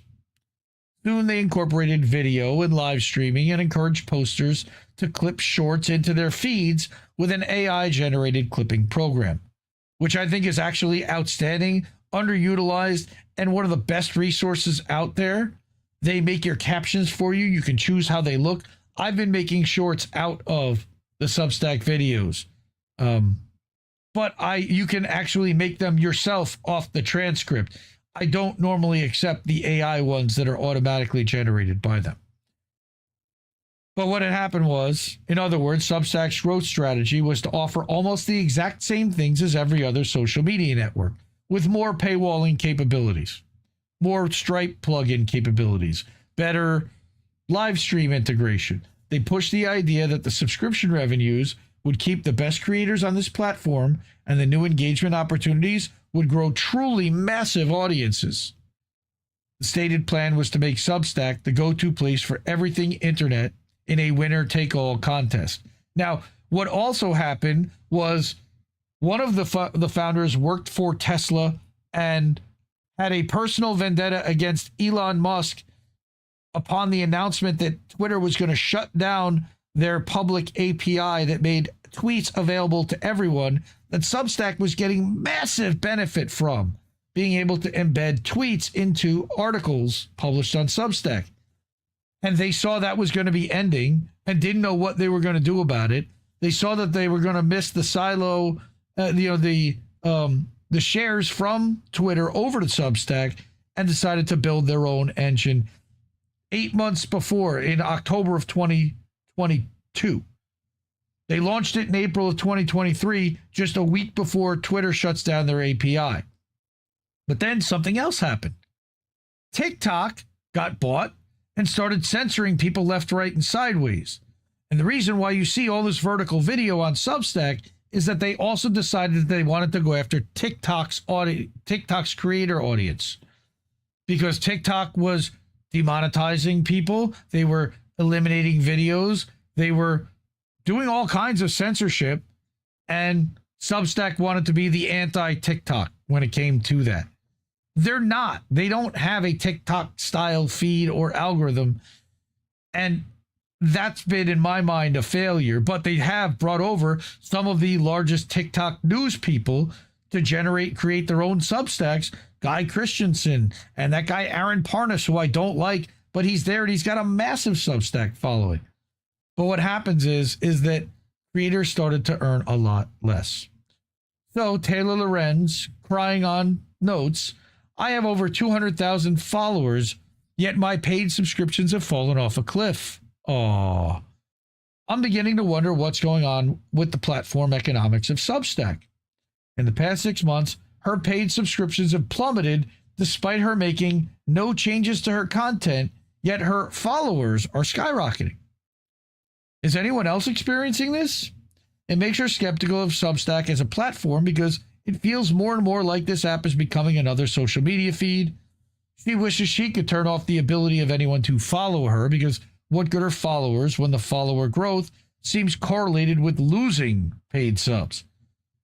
You're losing paid subs because people don't like what you have to say, they don't like what you're writing, and they don't like your material, Taylor.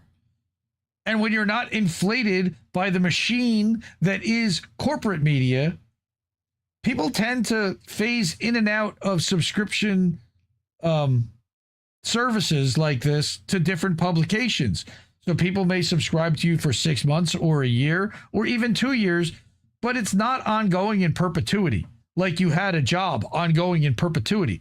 People's tastes change, their viewing habits change, their time availability changes, and because of it, they tend to not stick with the one-off creators.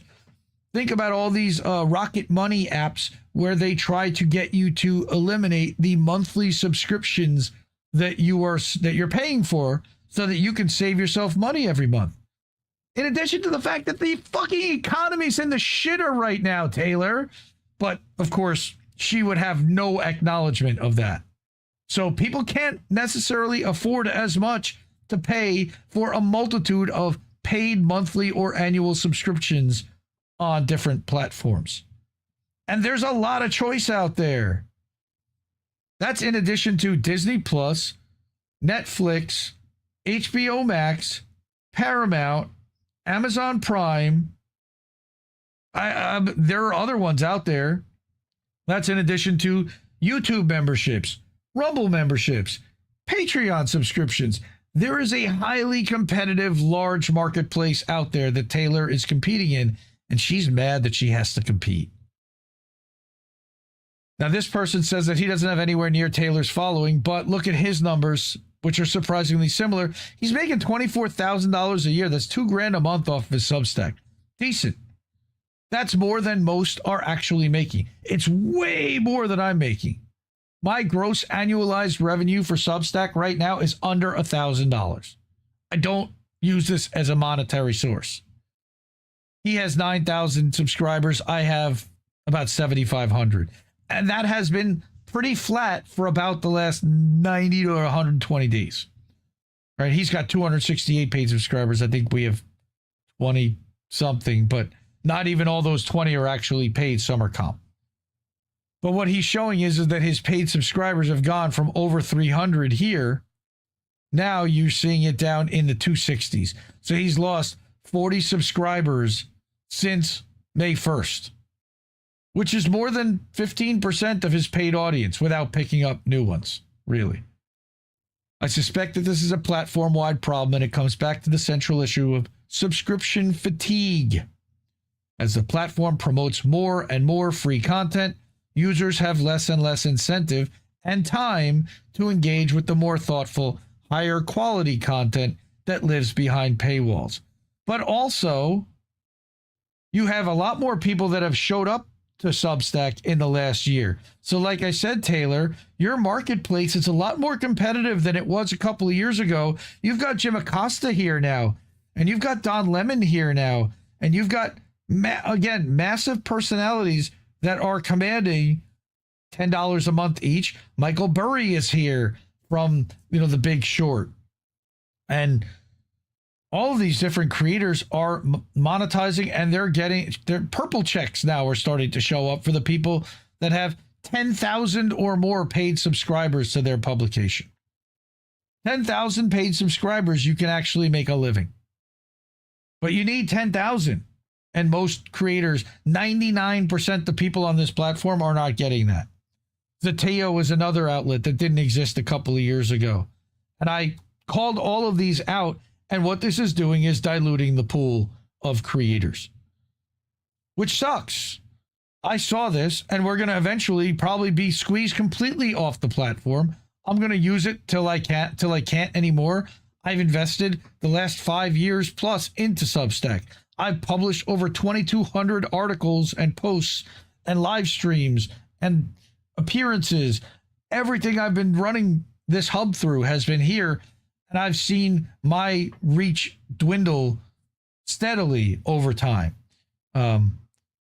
What has helped has been the recommendation engines from other larger creators like Guy Christensen. All right. Guy recommends this Indie Media Today, and thanks to it, I've gotten over 2,500 new subscribers just thanks to Guy. And I appreciate him for that. I never asked him to do it. I don't think I did. I might have sent him a thing, but it really helps to help grow people's audiences. And their recommendation engine, Substacks, automatically suggests the people that he recommends to his audience to help them discover new newsletters. That is that recommendation discovery engine that the author's talking about here. Again, there's a lot more to this article. I'll link it for the wonky people that want to read more about my favorite passion project, Substack. It's near and dear to my heart, which is why I talk about it. But it's also important as a creator. It's important from a censorship perspective because they have been one of the least censorious platforms out there. And to see the people that are trying to make it work not able to make a living from it is worrisome, to say the least. All right, that was our quote-unquote lightning round. That still took about 20 minutes. Well, I appreciate that. The battle to control perception, crushing Substack model underfoot. Maybe, but remember that Mark Andreessen, A16Z, is also one of the largest investors in Substack, as well as Stripe, which is the exclusive payment provider and processor for Substack. So Andreessen Horowitz is making money on both sides of the transaction right now. I don't think that they want to ruin this golden goose. What they're trying to do is send more and more creators here, but they're flooding the zone so much that it's becoming impossible for any individual creator to make it work in my mind. All right. Tara Preda, good to see you. Thanks for hanging out too. I'm glad the weather's beautiful. I wish we all got to hang out and go walk the dog in some nice, beautiful weather. Before we get to the GoFundMes, support independent media because we need it more than ever. The ways to do that are there here for INN, Cash App, $, Indie News Network, at co-fi.com/Indie News Network. Over at our website, IndieNewsNow.com, where you can leave a tip for the network with a Stripe link. We have a Keep the News Free section, or you can pick up merch with the merch link to our Big Frog store, where there are a ton of t-shirts and tank tops and hoodies. I know Adam Ayers and Chris H, who's in chat right now, he picked up a Shandamasta t-shirt. Really appreciate that. Love him for it. And then, of course, we're live on Substack. We just talked about Substack. IndieMediaToday.com is mine. That's where I'm live right now. And INNNewsletter.com is for the network. Again, you can get a weekly update every Friday about 5:45 Eastern, and several podcasts and all of the clips we've been now publishing for INN News, also as individual articles with links and descriptions to read the original articles and follow the show, follow Reef, follow Colin, because they host INN News. They will not be live tomorrow night, however, because Colin's on vacation. He's taking 2 weeks off. All right. Finally, again, we are going to get to, like we do every week, our friends, family GoFundMes. All right, because part of what we do here is we can't forget about the people that support this show. And if we don't help each other, who's going to? Because a lot of times it's just us. So we're going to start again with our buddy Will. Words of Will, his wife in May was diagnosed with breast cancer, and at the same time her job had cut her insurance. They were able to get on like a state plan, but they did still incur thousands of dollars of debt for chemo treatments before a nurse took pity on them and told them that there was a free alternative across the street at another hospital, which they are now taking advantage of. But in the meantime, I don't believe he's working. They're doing what they can to make ends meet. And I feel just awful. I can't even imagine as a father to experience that. I mean, going through a wife who has breast cancer, not having a job to be able to support it, and having children at home, kind of wondering what's going to happen. It's the worst. So again, I implore anyone that is able to, the GoFundMe for them has not really moved very much recently. 4115. Okay, they did pick up a couple of $100 in the last week, and that's awesome. And if anybody here gave, thank you. I love you all, and I deeply appreciate anybody that can give a couple of bucks. I know we've given to all of these campaigns ourselves as a network. Again, we have to take care of the people because there's no one else coming to save us but us. So that's Elizabeth. And then, of course, we've got Natalia. Now 14 months. She's been sitting in an ICE detention facility in Ohio. And this campaign was started by our brother Cowboy Kitty out in chat. I don't know if he's there tonight. He usually is. They are still pending appeal. There was some update last week. I don't remember exactly what it was, but she's still sitting there.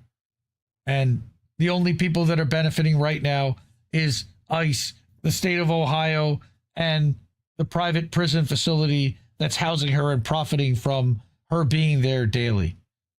She has been ordered to be deported. She is appealing that because she already has asylum. She shouldn't be deported. It's fucking crazy that we're even talking about this.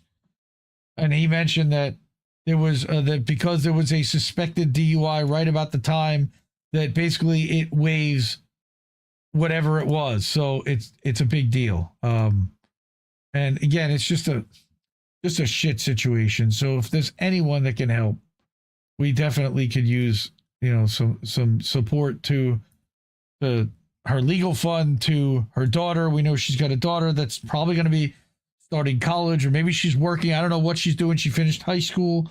Her mother missed the graduation. Just fucking horrible. And then we've got our friend Aspen Martin and her mom, Halo Benson. It's the craziest story. It's 15 months ago now. Aspen went to a music festival in Tennessee. She was in an RV that belonged to a friend of a friend. Her friends that she was supposed to go with bailed out at the last minute, and she went with that friend, just her and the friend, trying to sell their jewelry at this festival through the weekend. She had a great time at the festival, and on the way home back to Tennessee, they're driving from Florida through Georgia. The RV gets pulled over. Georgia state troopers search the vehicle and find mass quantities of drugs that the driver, the friend of a friend, was holding. Aspen and the driver get arrested, locked up in county in Georgia for 15 days. I interviewed Aspen and her mom back in October about this story. We did a fundraiser live stream. Dissent in Bloom wrote an incredible article about about Aspen's plight and her story in Georgia lockup, and just how disgusting the Georgia system of prisons is. It's just a horrific situation, and they're going to need tens of thousands of dollars to pay off all these experts and to fund her defense properly. She's also autistic. She's also vegan. She's of mixed race, and that does not tend to do well in prison. She's kind of a gentle girl, she doesn't process things incredibly quickly, and she was yelled at by prison guards and had food withheld and all kinds of things because she didn't respond quickly enough. Prison is not a place for this woman.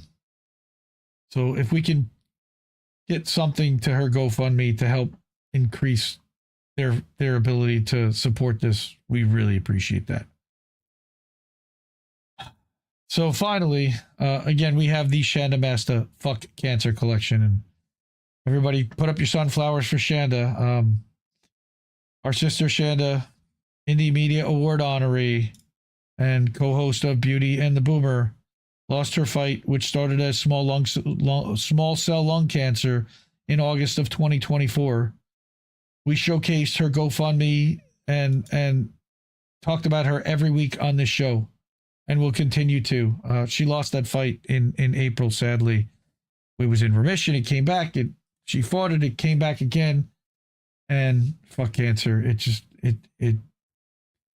So to honor Shanda, to keep her memory alive, to try to raise some money to donate to either her family or a cancer charity with any proceeds, any profits, I created the Shanda Masta Fuck Cancer collection at the Indie News shop.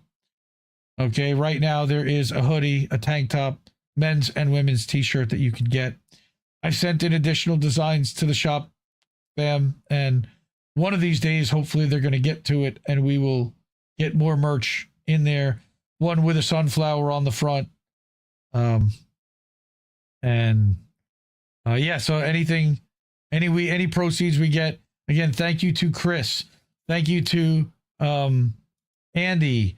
Thank you to Chris and to Anna, and of course Oz the Boomer, who have all picked up Shanda merch already. I'd love to see a lot more of it picked up and put out there. And hopefully you do so. The way you do that is you go to IndieNewsNow.com, you click on the merch link, and right at the top of the Indie News shop is this collection. So again, fuck cancer. Again, reminding people that Shanda was an Indie Media Award honoree for her excellence in podcasting and live streaming, engineering, and doing it all. You can go to this page as well at indiemediaawards.substack.com, and there'll be a link here under Shanda's page directly to the shop. And all of her links for her social profiles that are still up. And shout out to our brother Oz. Love you, man. All right. Illustrations by Zago. All right. I think that's it for the night. That's all I had. 12:30. So I love you all. I know there was a lot to this show. I really, again, appreciate you helping me work through the flock Axon surveillance state stuff.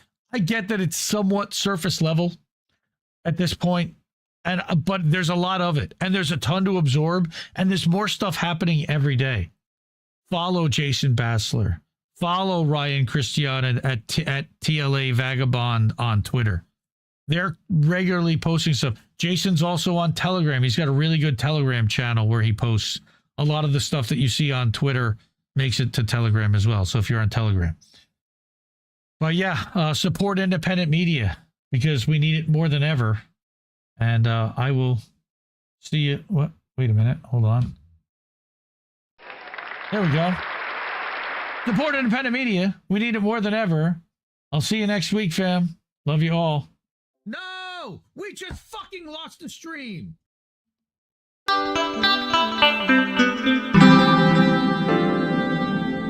Who are these people?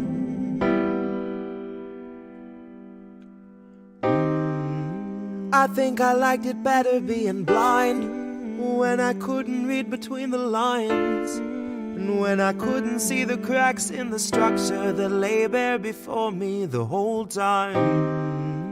I think I liked it better back when I suspended disbelief and swallowed pride. I thought I knew the difference in the red from the blue, but they both bleed us so dry. They both bleed us so dry. My favorite songs don't hit the same way. I get to the end of a 4-minute track and I'm only looking back thinking, what did they actually say? So I guess this isn't such an awful place. Is that what you want me to say?